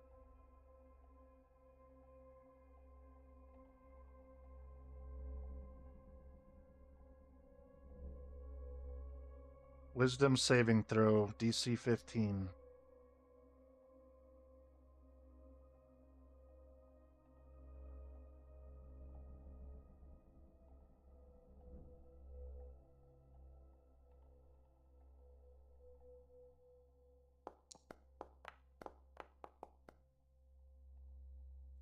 fuck? You perceive Lottie as all of this goes away as a friendly creature. But you gain 1 sin point.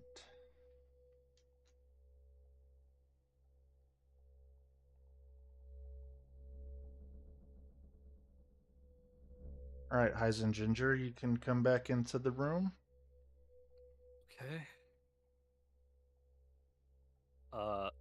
Does Rue appear to be approaching the lady? Rue approached. And Rue paid. Fuck. Does it appear that Rue is still under the effects of the lady? Or you're asking Rue, I suppose. I'm asking as you as the DM, from what I can see, is he still approaching? He's not still approaching, no. Okay. Rue, what happened here? Tyson gets to his side and look at him. He could visibly see the tear streaks flowing down his face as he's just standing there frozen, as almost locked in a trance. Not mentally, as in actually in a trance, but lost in a memory.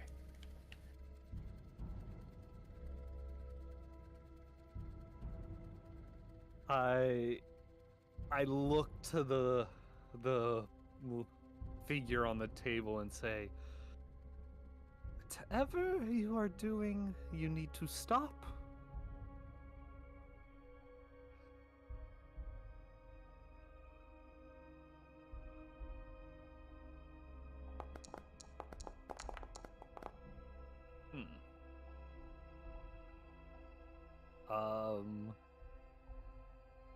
And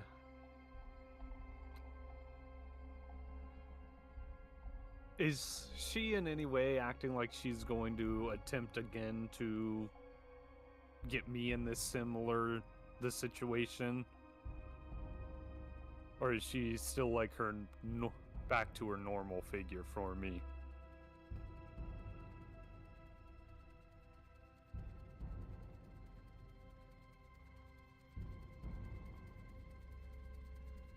If you're talking, GM, I can't hear you. My apologies. She is back to her normal self and not even paying attention to you anymore. Okay. Just know the wind is blowing extremely loud outside. Okay. But it's so loud and so treacherous, like it's causing an effect on the both of you with your ability to hear one another. And you need to be within 3 feet of each other to be able to hear what each other is saying.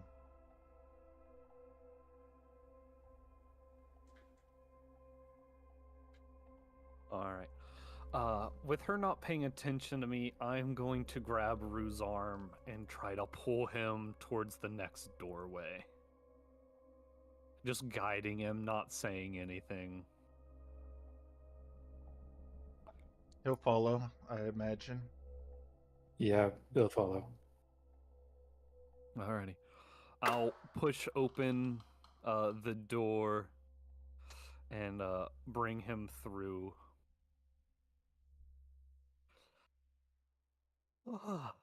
Rue.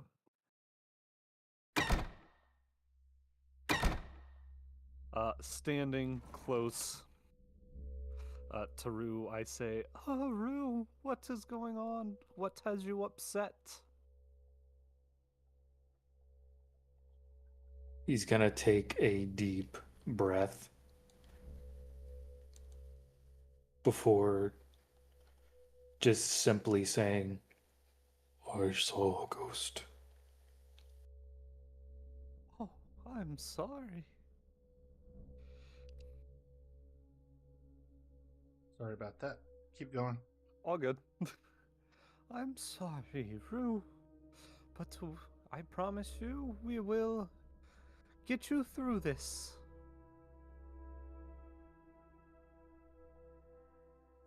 And we better continue. I don't want to Yes. be here any longer than I need to be. Okay, we shall. I will step forward towards the door and open it. As the door creaks open, a wave of heavy fatigue crashes over you. Your limbs grow sluggish, your breath short, and even your thoughts feel dulled, as though the room itself is dragging you down into sleep. I need you both to make a Constitution saving throw, beating a DC 15.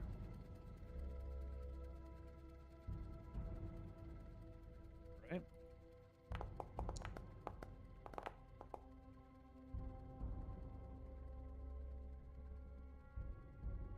I got a 22. Oh, I thought you got a 2. Oh. You guys both will take, as you've succeeded, 1 level of exhaustion.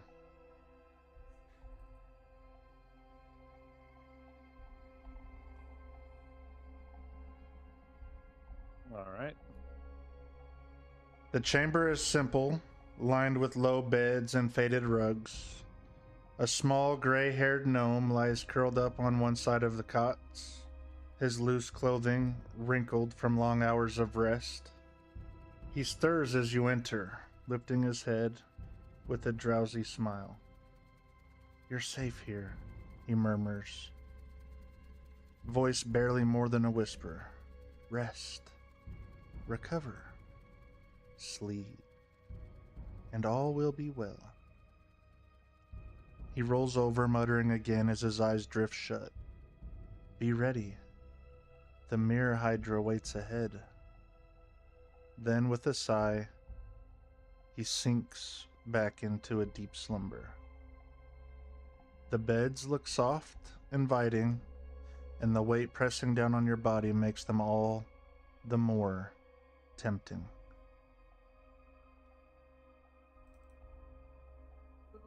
Good friend.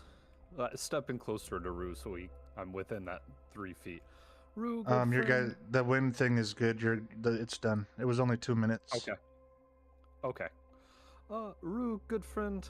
I don't trust the beds. I would rather take the cold-ass hallway we just came from. So we should move on, right? Yeah. Yeah, we should. Okay. You could, like, Yeah.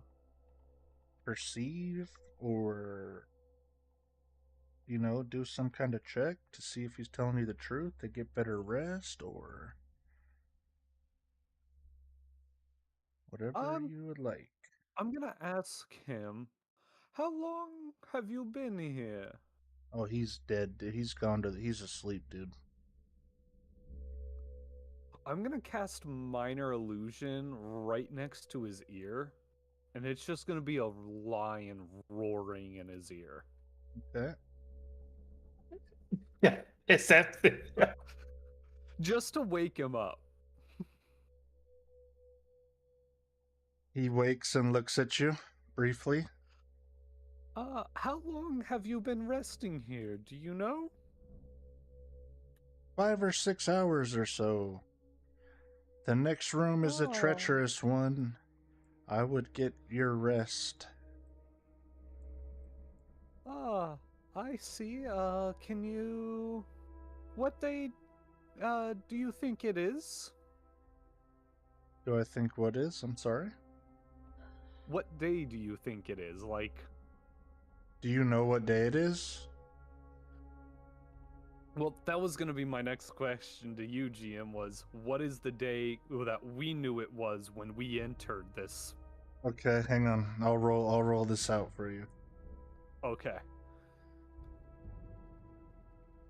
He says it's Saturday, the 27th of summer month. And the DM says, rolling. That is correct. Okay. Just making sure. Yes. I hope you see where I was going with that one. Yes. Yep, I do. I see it. Oh, Essentially, well. this room, if you just do a perception check, this room is safe. There's no spell going on here. There's no if you rest, you're gonna get trapped in here for a while. It's literally a safe room that you can sleep in and no harm will come to you. So you can get some XP or some HP back and stuff like in spell slots or whatever. Okay. Yep. Oh, well, Rue, do you want to take a short little rest here then? Can we check around the room to see if there's anything that can help us? Sure.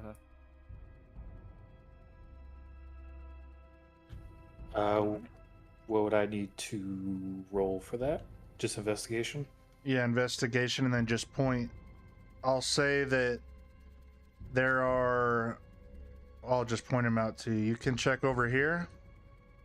You can check over here. You can check over here. So there's 4 spots that potentially would hold something. So just tell me where you want to check and what you want to roll for. Or, yeah, tell me where you want to check and then roll for the check. I'm gonna check over here. Okay. And for my roll,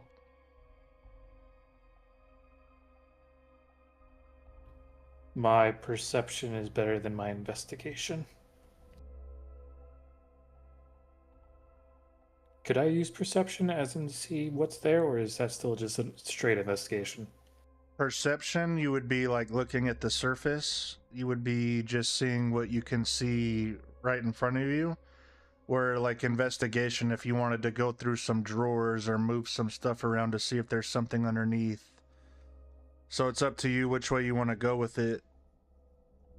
All right, I probably should do investigation because looking just at the surface ain't gonna cut it.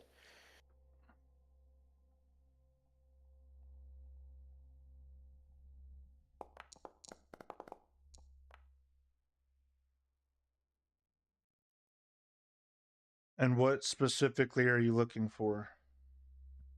Any type of healing, possibly any type of weapons that could have been left behind. Okay. Healing.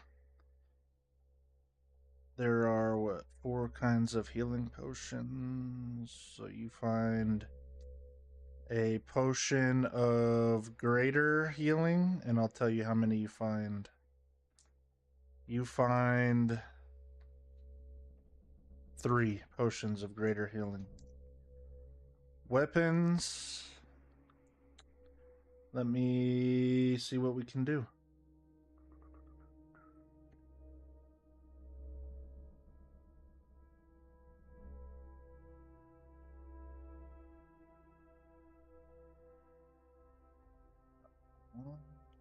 Damn, 3 potions of great healing. All dice rolls, man. You know?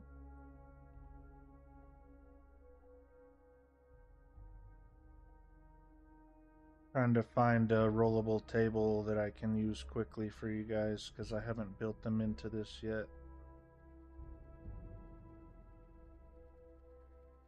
That's all right.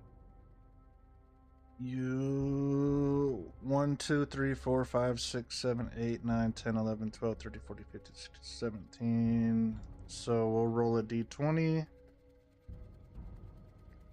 17. Roll me a... Holy fuck, dude. Roll me a d100.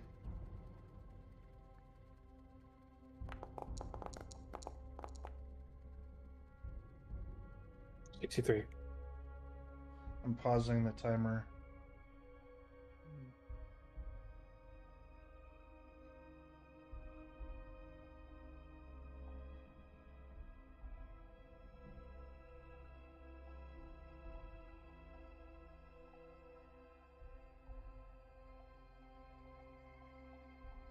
You find a glaive.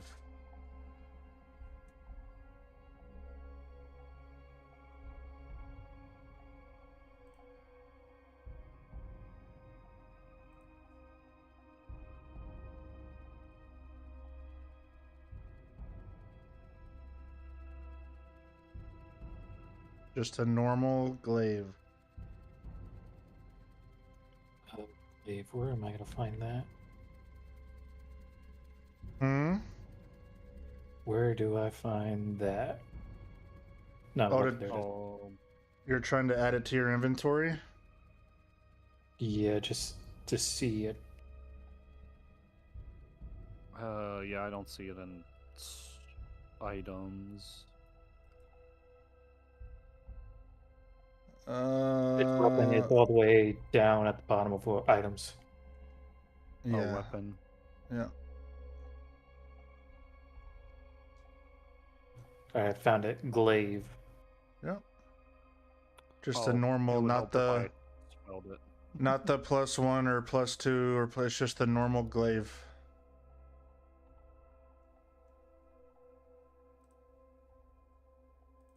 Note to self: make rollable tables, because that was painful. All right, restarting the timer. What else? Actually, I'll keep it paused for a minute while you guys do this. I'm gonna search this one here, also looking for health stuff. And Well, what else? And any magical items for myself. you find And that, a normal healing Go ahead. potion, all right. and you find 2 of them. Okay. And then roll me a d20. D20 roll a 13.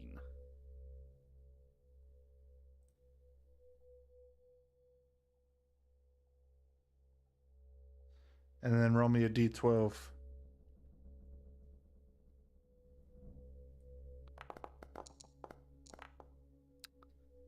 A 7. You find a sprig of mistletoe.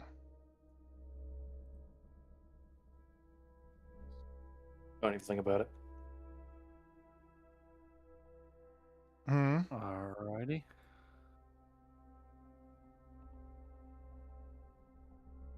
Did you find it in the items thing? Yep. Okay. I did. All right. Right. And anything else you guys would like to do here besides rest and lose your level of exhaustion? No, I'm just going to sleep on the floor. I'll lay down in the bed. Take a short rest. Or do we want to take this as a long rest? Whatever you want, but if it's not on the bed, we're going to roll for it to see if you lose your level of exhaustion. Sleeping on the floor ain't comfortable for nobody. Damn, not even a mountain giant? Damn. Not even a mountain giant. I guess I can sleep on the fucking bed. Might as well lose that level of exhaustion because I'm gonna need it. Rue, do you think we should take the long rest or a short rest here? I'll tell you right now which one you're gonna take. Okay. Probably. Okay. A short rest. All right. You'll lose your level of exhaustion? And I'm restarting the timer.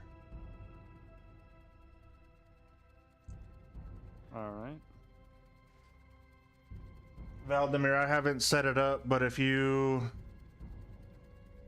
roll me a D100, or I'll roll a D100 for you, and then we'll go from there. Stand by. That'll be a 12. So the complication that chat has won you. Enemy alarm horn sounds. Hmm. You start to hear nothing.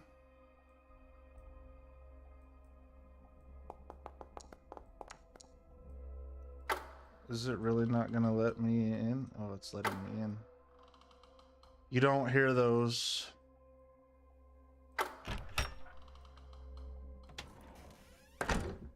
Oh, fuck.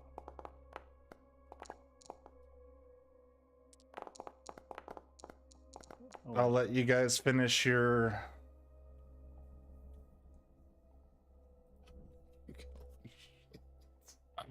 Okay. So we're back to where we should be on HP. Okay, cool. So chat wanted to do a complication.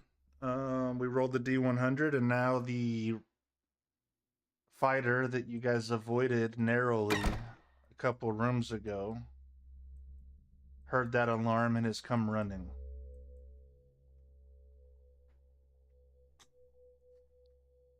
Oh, fuck. I'm gonna lay here motionless, and hopefully he runs into the next room. Well, the alarm is sounding where you guys are at. We'll see. Oh, it's where Before I thought it was like another room beyond. no, us. it's Damn. where you're at. Go ahead and finish up your short rest so you lose your level of exhaustion, Rue. And let me...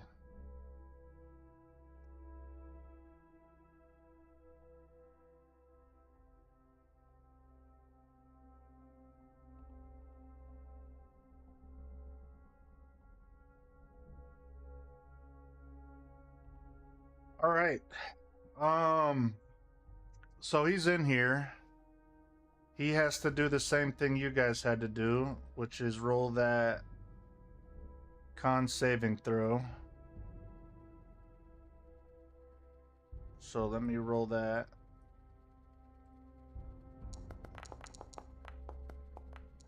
Oh, yes. Net one to... He crit fails, so he'll take... How do I apply the exhaustion? So if you right-click the token, Yeah. or just left-click it, there's an effects at the top, and exhaustion's one of them. The And you status just effect? click Oh, I exhaustion. see. Okay, got you. Yeah, like it goes inventory, features, then one of them's effects. Damn it. Okay, so he's got 2 levels of exhaustion because he failed that save.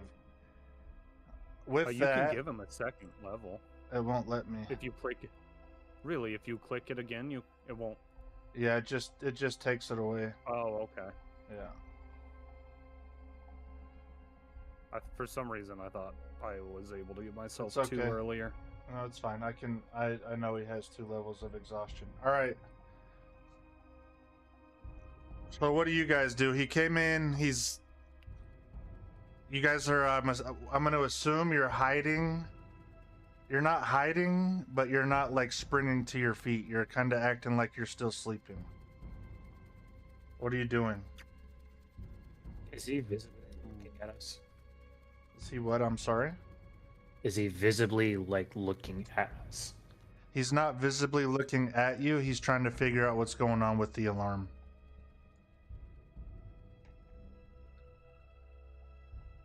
Okay. And he will be doing so for... Roll a d4 here.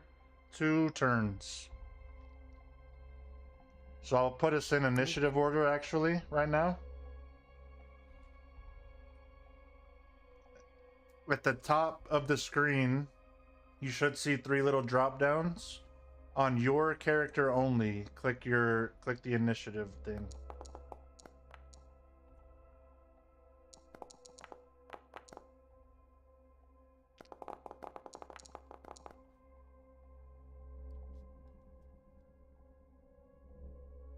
All right. So Rue, then Wrathful William, then Eisenginger. We are on Rue. Awesome. Let's see. So he's not visibly looking at us. He's trying to figure out what's going on with the alarm. So I'm going to with that glaive I picked up because that's a pole arm, correct? Yes. Would that be sticking out from underneath the bed sheet? No, this is like a morphed California king. So it's about 8 feet long and 10-ish feet wide. So no, it's not sticking out. Awesome. I'm gonna keep the blade end towards him just in case. So that way, if he comes towards us and has the faintest idea to attack us, I can prepare an action to attack when he approaches. Okay, so you're holding your action blade tucked under the blanket and sheets, but pointing towards him. Yes. Okay. He's just kind of stumbling around, but he's going to do a perception check to see if he sees anything. Oh shit, I feel bad for y'all. His perception is a +5. But I'll do it at disadvantage because he has 2 levels of exhaustion. And he rolls an 11. So both of you give me let's do a stealth check. See if he sees you or not.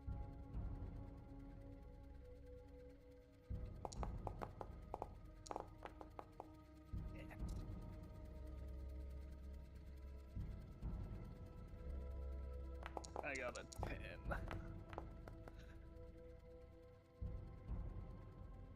In a group roll, he does not. Rue kind of covers you up, so because you're a smaller little gnome, and he does not see you on this turn. Ginger. He left the doors open behind him, right? I can see all the way into this other room. Yeah, if your line of sight lets you see that, then yes. The doors are all open. Give me... Oh, shoot. So that can only be 30 feet from me. Okay. Alright. 30 feet away is the middle of that hallway. Right here. Okay. Minor illusion. I'm gonna play an alarm sound in the middle of the hallway. What? What's... The goal is to get him to leave here and go back into the hallway. No, yeah, I get what you're going for here, but what is the requirement for you to use that? Do you have to? Is it verbal? Is it? Somatic material. So you don't have, you're mumbling. You're not speaking. Yeah, I don't have to say any. Yeah. Rolls a 5. Yeah, go ahead. Okay, that's what I do. And just in the middle of the hallway behind him. You'll see him turn and go to kind of check that out. And I look at Rue and I whisper, "Close the door and put the glaive in it." And that will, or actually, hold on. Is that within my, that is. With that, I will stand. I will approach the door quietly. Do I need and shut it behind him quickly? So are you trying to be loud about it, or are you trying to be quiet about it? Quiet. I will roll the stealth for it. All right, I will roll perception at disadvantage.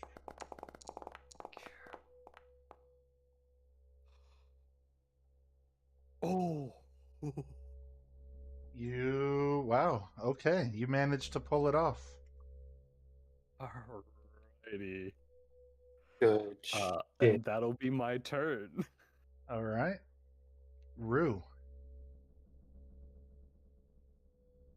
All right, Rue's gonna slowly get up and go near him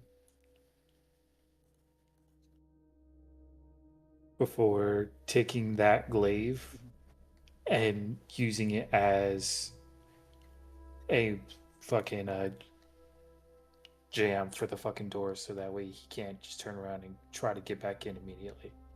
Okay. You take your glaive, assuming you're holding it in your hand because you had your action prepped, and you just slot it between the handles of both doors there. Anything else for your turn?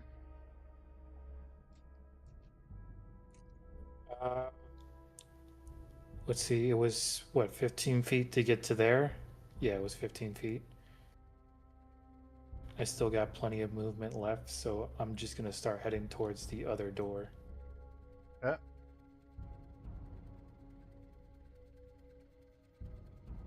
And that will be the end of my turn until Heisen joins me. Back to the Wrathful William. I will roll a d20. I don't even know where my d20 went. Oh, there it is. That's a 5. So he's still confused in the hallway. Awesome. Eisen Ginger. All right. I will step back from the door, stand at the foot of the bed for this gnome here, and shake him and say, "Wake up! We need to go." I'm not part of you. You do what you must. I'm sleeping. That guy might come back and he will kill your ass, but I'll- okay. I'll deal with it if it comes. He falls back asleep. Alright, that is the end of my... wait. I could still dash Yeah. to get the additional movement? Okay. Yay. Just making sure. Alrighty.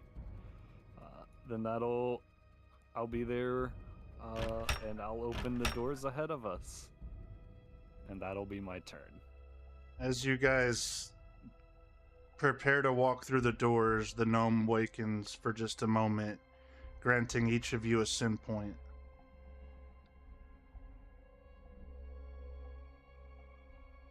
It has no effect to you. Just remember that you have a sin point. Like it doesn't make you less of nothing. There's no effect. You just have a sin point.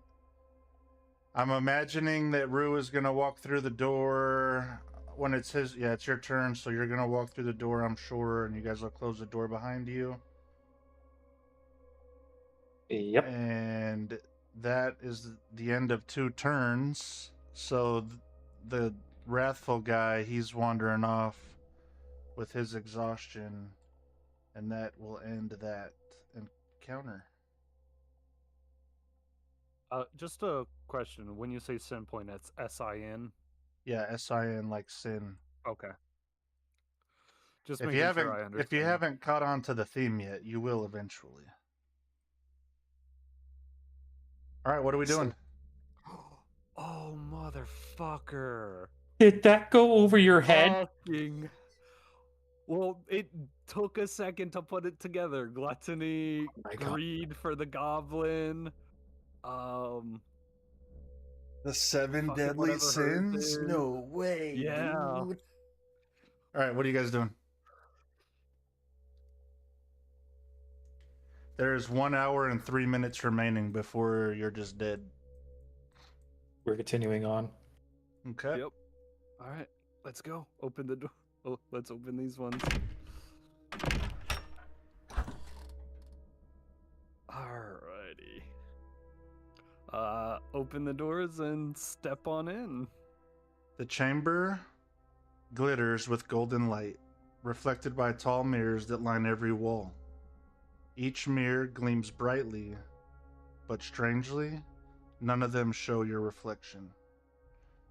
A graceful half-elf woman strolls between them, her jet black hair falling in perfect waves over a puffy pink gown adorned with golden jewelry. She pauses often, admiring herself from every angle, smiling warmly at her own image. When she notices you, she turns with a dazzling smile. Ah, welcome. Welcome. I was just appreciating perfection.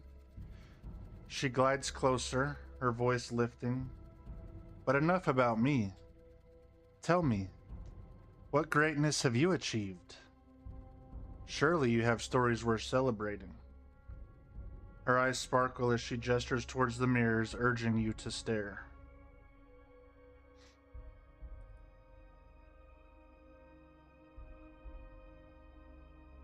What do we think this is, Envy? Are you... no, I know what it... I'm not fucking spoiling it for you, motherfucker. I don't know all the fucking sins, okay? Well, I do, and I know exactly which one this is. I don't want to look in these mirrors. I don't think it's gonna be good for us. Listen, Priscilla approaches again. She's very, very kind, very sweet, very endearing. And just wanting to get to know you guys better. Actively, she is steering the conversation towards an achievement or an event that you're very proud of. She's asking for information. She's encouraging you to discuss it.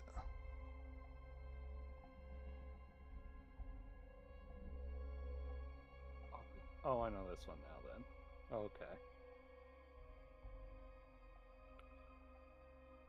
You start to see your own reflections appearing in the mirrors in front of you.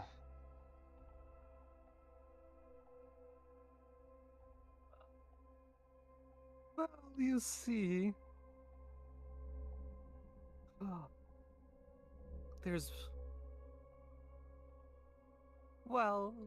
there has been good things done in lives. I think it's best not to think too hard on them, whether Oh, that must your be actions so good or exciting. bad. It must be so exciting for you that you've accomplished such great things. Can you give me a little bit of detail?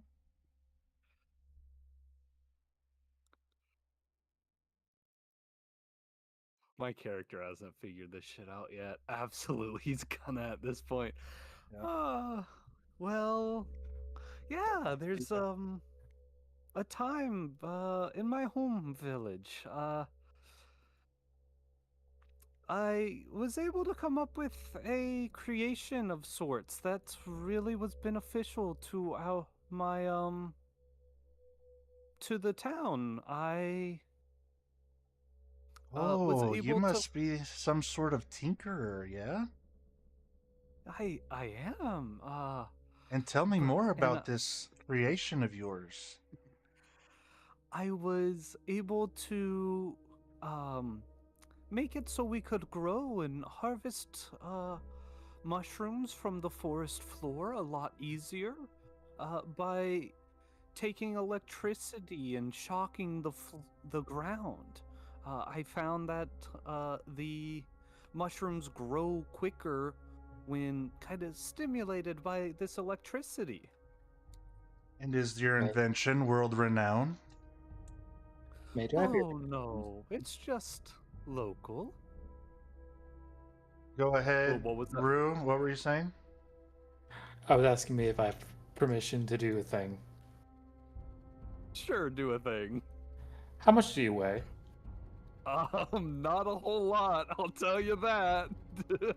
um, try 42 pounds. So before you do the thing, I need a wisdom saving throw from Heisen Ginger.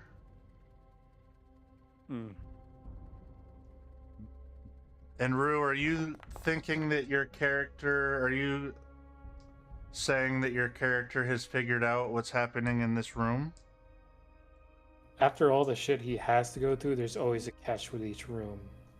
So he figures that... Don't say it out loud. If you think you know, send me yeah. a DM in Discord.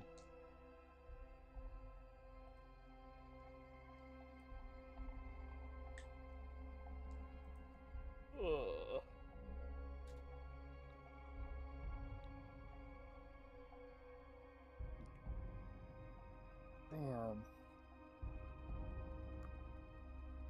Fucking pride is what gets my character.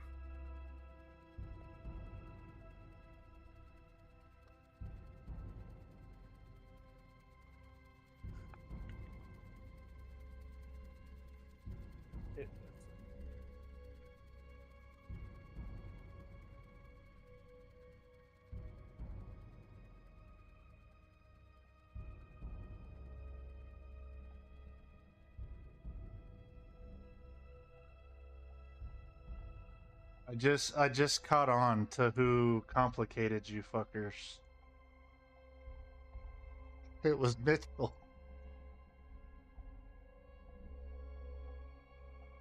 It was Mitchell. who? Mitchell. It was Mitchell, dude. He came into the stream and complicated it. Wasn't he supposed to be here?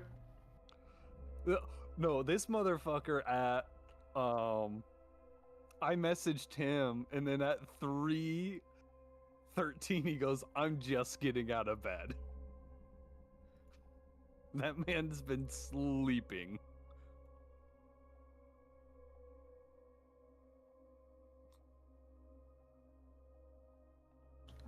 Alright. Did we do that save? Oh. Yes, you did, and you failed it. Okay, you are compelled, yeah. and there's nothing on this planet in any form that can stop you from telling your story to completion. Wonderful. So I'm just like, with this, I'm going into like real specific details about this machine I created and like the discovery I made for this. I'm getting real into it all. Okay, and then you're done telling your story. Rue, go ahead and give me a perception check. Rue is not in the channel anymore. Why? I don't know. I don't know if his internet dropped or something. I don't see him.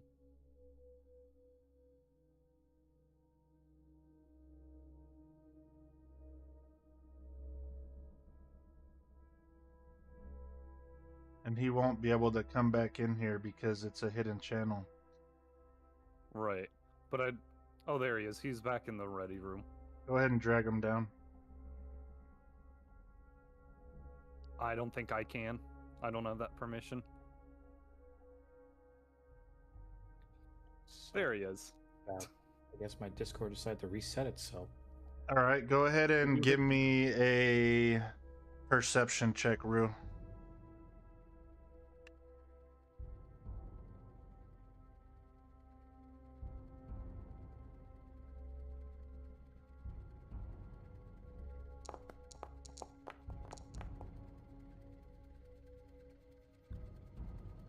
Okay, you're still unsure what's going on here.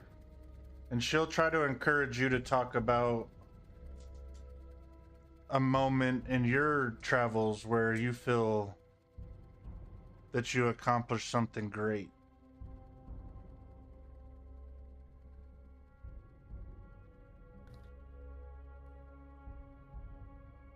Rue's gonna think, and think long and hard, for scratching his bald head and going, I don't think I have. I don't remember. I don't think eating breakfast was. He just starts kind of rambling, just like trying to think before just giving off a shrug and just going, I don't know. Okay. She continues to admire herself and ignores you. Hyzen Ginger, you gain 1 sin point.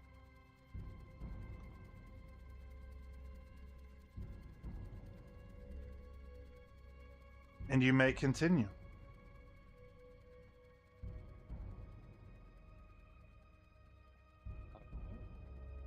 Just gonna walk to the far side of the room and to the next door.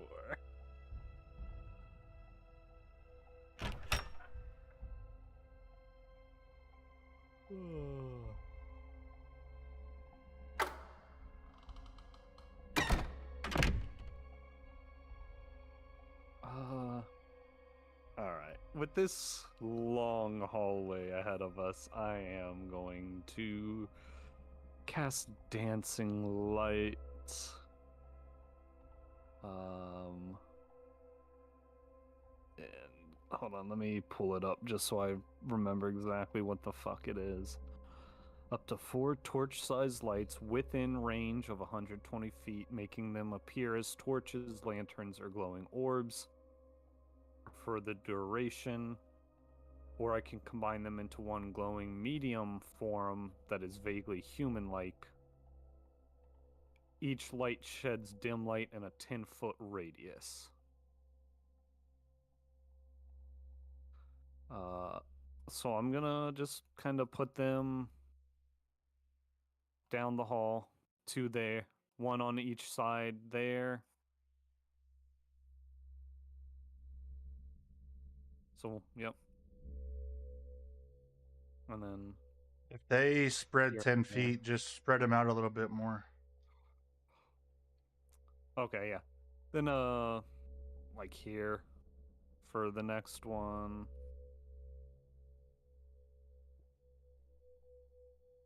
And here for the last one. Since that's all I can see right now. Alright. And I can move the lights up to 60 feet to a space within range. You said you were making them torches, right? Or just glowing orbs. And I was just going to do the glowing orb one. Okay, yeah. But as I walk down the hall, I was going to... once I get kind of to the end, I was going to move them down more. I'll move it. Oh. Okay. We're good. All right. Why can't I? Ugh, it's so frustrating. Alrighty. And then from here, how far is the farthest from me? The farthest is 50 feet. Yeah. So if I moved it here, Or do you want it? basically I Highlight moved it? just put that one there. And then the next farthest one, this one, it'll just move here in front of the doors. And that's fine. Okay. Are you ready, Rue? Ready as I'll ever be. Alrighty, let's go. With hand on door, I push it open. And step into this room. The final chamber is unlike the others. Silent, polished, and unsettlingly ordinary. A desk of dark oak sits at the far end, stacked with neat piles of parchment. Behind it sits a tall figure dressed in a fine black suit, raven feathers threaded through the collar. A great black bird perches on his shoulder, its beady eyes watching you as closely as the man himself. His skin glows faintly like tarnished silver, and great wings, broken and tattered, fold behind his chair. He looks up from his papers as you enter. A smirk plays across his lips. Well, well, my little sinners have returned. His voice is smooth, rich, and mocking.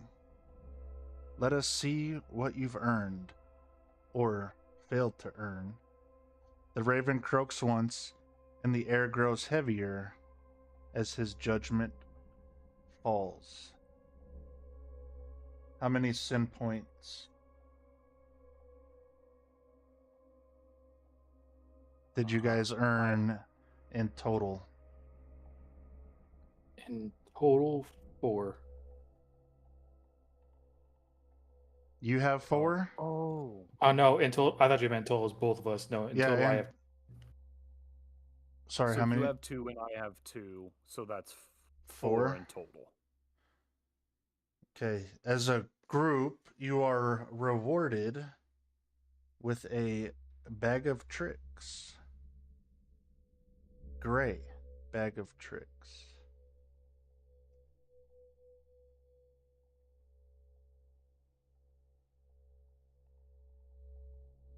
Is that an item?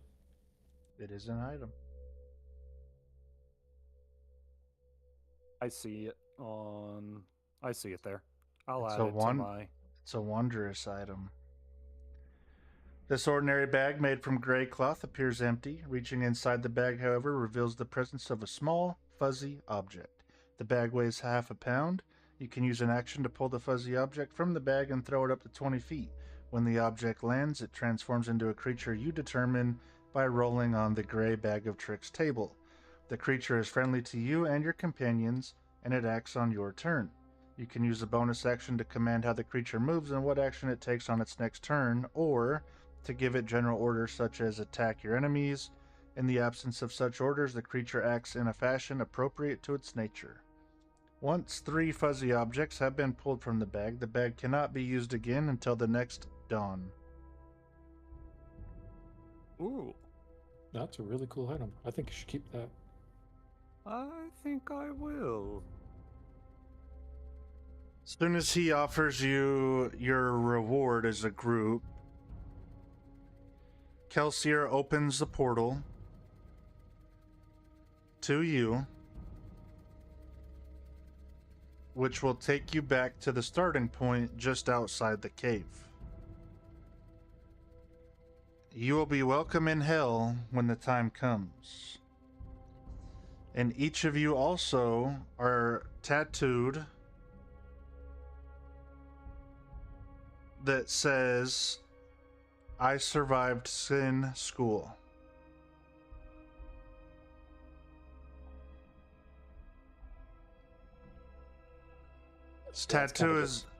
This tattoo is visible to anybody who would look at you, and it can only be removed by wish or dispel magic at the 5th level.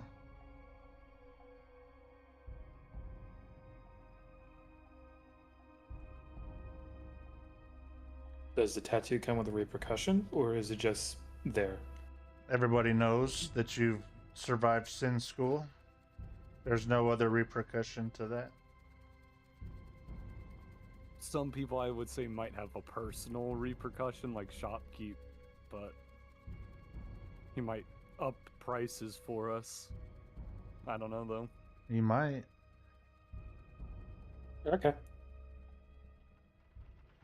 Oh.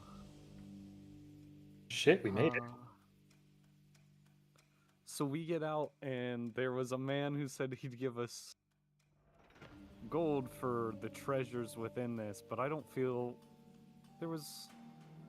Oh, I don't want to give up this bag of tricks. I like it.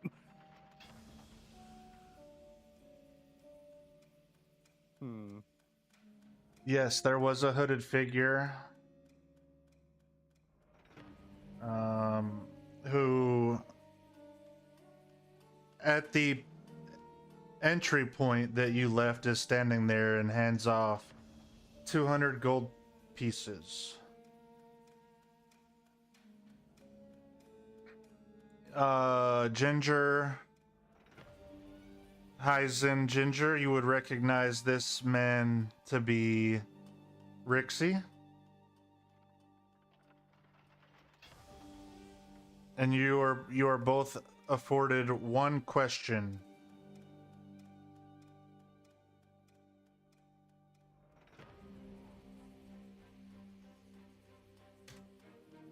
When you say we are afforded a question, You can ask one question each anything? to this. Anything to this person.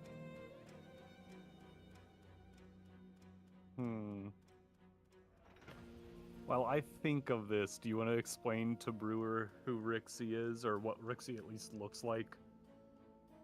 Rixie, where are we at? You guys are on the landing screen? Yes.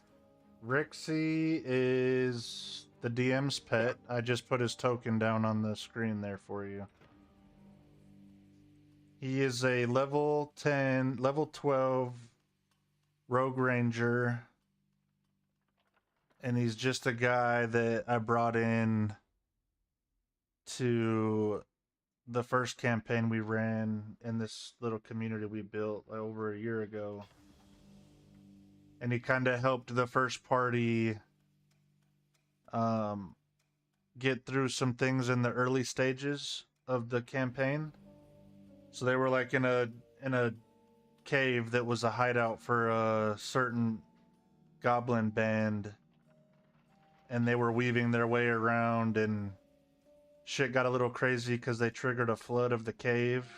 So Rixie kind of went around and helped them weaken or kill some goblins, and then there was another person in the party that was a rogue, which is what attracted Rixie to the party, but the rogue kind of left, so Rixie, for the most part, left, but he showed his face every now and again when I thought that the party would struggle with some harder content that they weren't exactly leveled or geared for. But he's kind of just my pet. He's everywhere. If I'm running something, Rixie's probably going to be there somewhere in some fashion. That's who he is.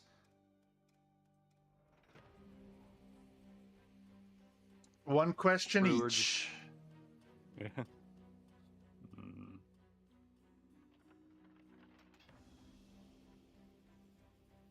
Not a genie.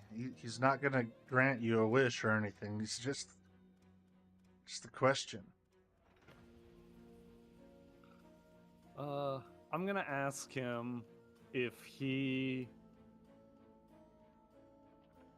knows of any good places to go adventure for the next place. Like as the next adventure. Or if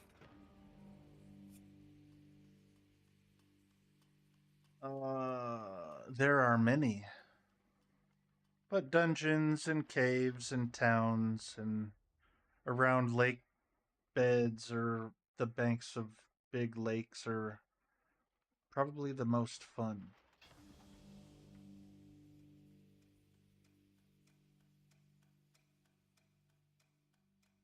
Anything else? One other question from one other person?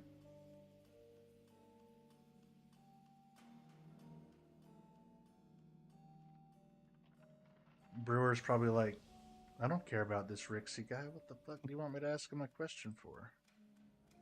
I'm currently on the phone at the moment, but He's I not feel like as... it's a stupid question to address this with. He'll He'll tell It's you not that tech- he is now the leader of an evil cult in this realm. Damn. But other than that, there was one thing for you guys to unlock a boon, but you would have had to kill the Wrath to get it, and you guys avoided the Wrath, so no special treat for the end of this one.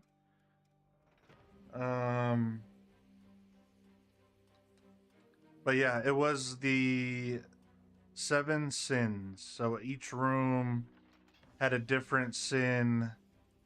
Room 1 was Gluttony. gluttony.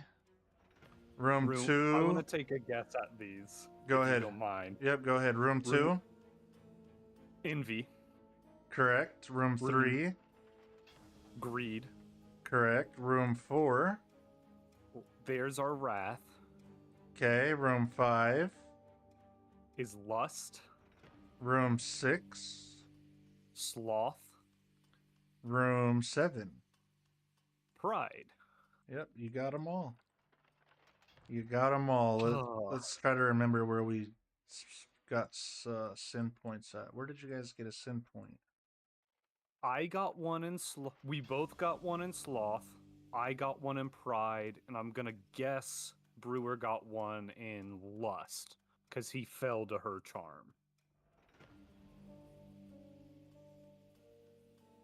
Yeah, you both got the one in sloth. Yeah, he failed the charm. You guys both slept on the bed. The mirror. Where was his second one at? No, So that's he all had 4. two, and That's I all had 4. 2. Yeah. Yep, that's all 4. Okay, got it. Yeah, just so you know, let's see, I'll pull this back up really quick.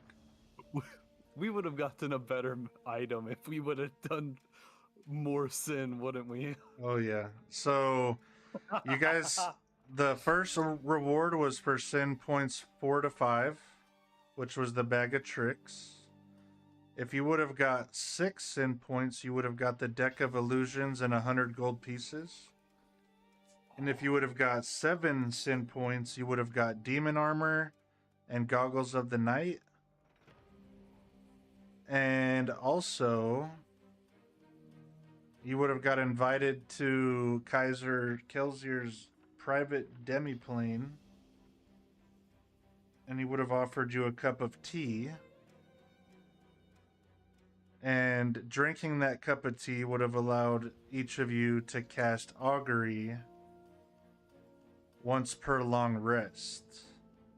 And augury is a 2nd level divination spell. By casting gem inlaid sticks, rolling dragon bones, laying out ornate cards, or employing some other divining tool, you can receive an omen from an otherworldly entity about the result of a specific course of action that you plan to take within the next 30 minutes. Nice. We should have been better sinners. And yeah. So it was kind of one of those things where, like, as you go, the first one was like a pretty big clue to what was going on. The second one kind of opened it up a little bit. The third one was very vague, and the fourth one was very vague. Lust was pretty damning. Like, yeah, you had to have known. And then room 7 was very, like, if you didn't know yet, you should have damn well known by the time you got to that room or finished that room. Yeah, I figured it out as like we entered the room and like you guys kind of talked about it, but I'm like, in all reality, my character would not know this shit. Yeah, it's kind of one of those like honesty things. If you figure it out as a person, does your character figure it out? I'd assume yes, because you're controlling your character through the story, right? Right, but But it's how much much like metagaming do you want to do? right, and it's much like it's one of the ones on there for mine was right. Uh, I put no trust in divine beings, right? Like,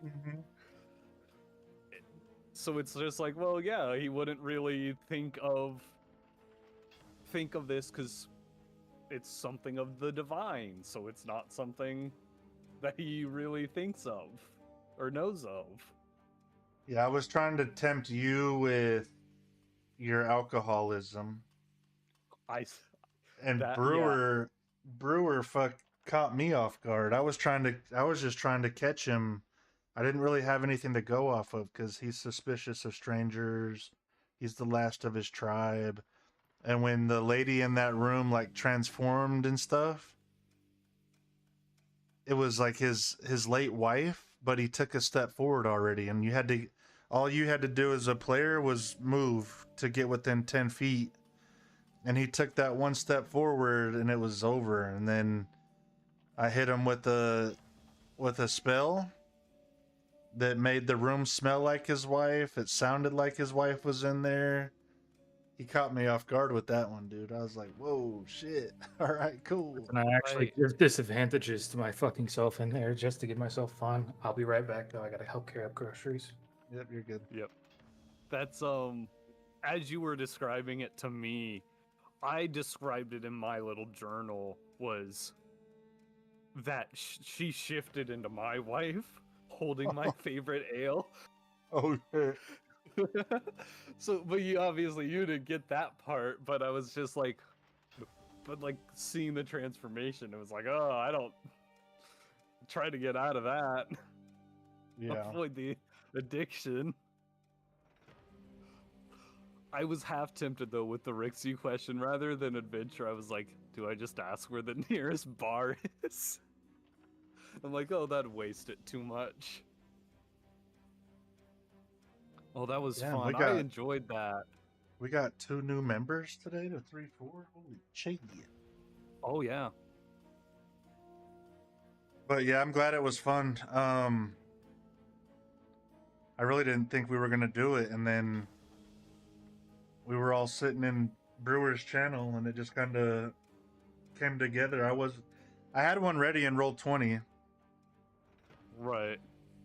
but my thing was like we're switching over to Foundry, and I don't want you to waste weeks of preparation for the next campaign that's probably going to be starting here very soon. Yeah. And then we can't figure out how to get the connectivity stuff and all that. So I wanted to test it with players. Yeah. Like there's some things I that didn't you're have going to any have to issues. do. Yeah. You didn't have any Yeah, as a there's a- player? No. I didn't have any issues as a player. So I'll tell you right off rip. If you click on a token, let's say that I want to see what you can see. Like I want to see what you're seeing through your eyes, right? So if I click on your token, I can see what you're seeing, but I can't click off of your token.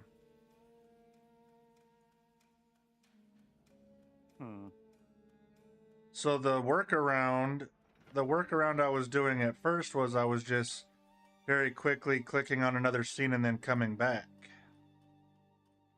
And then it was like resetting the image. The one that was a lot better for me was on the left side, you have like the token control, the measurement control, so on and so forth. If you just click measurement control and then back to token control, you're good. Yeah. Really quick, because I just looked it up. Escape on your keyboard will let you unselect it, or in your settings, you can turn on deselect token on left click.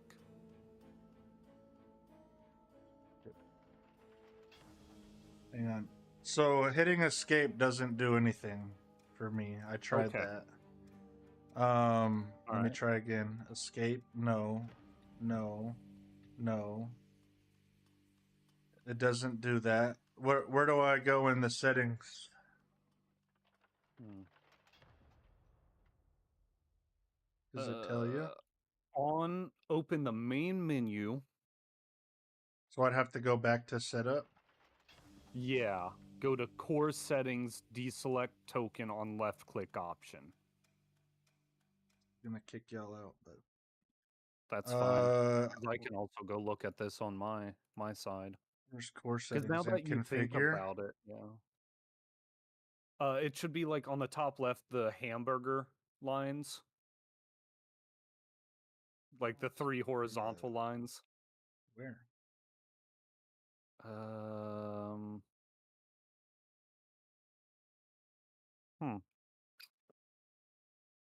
So not there.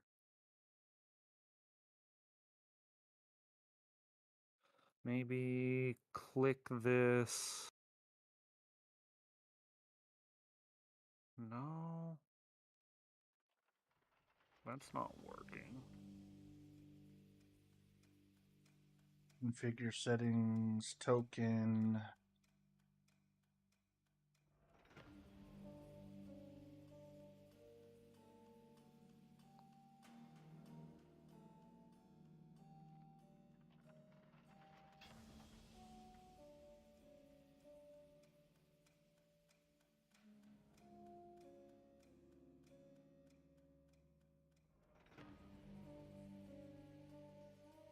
Yeah, I'm not sure.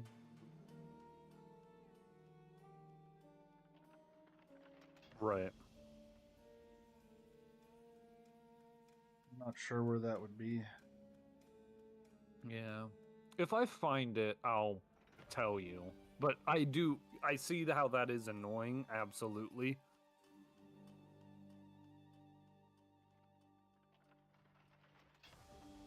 That was one thing, and then the other thing was the rollable tables. Yeah.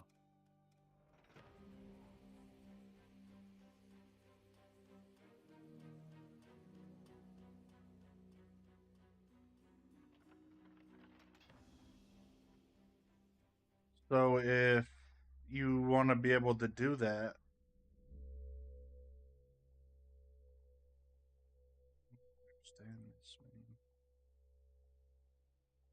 Oh shoot. That stuff didn't translate over here. what stuff? The inventory stuff. So the additional potions of healing.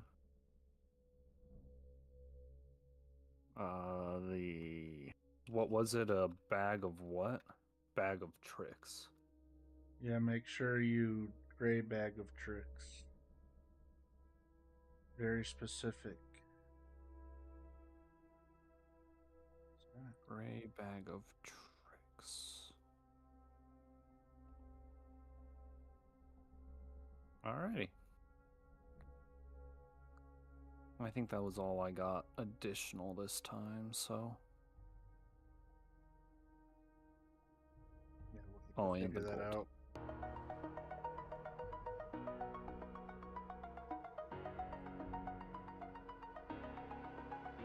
That was fun though.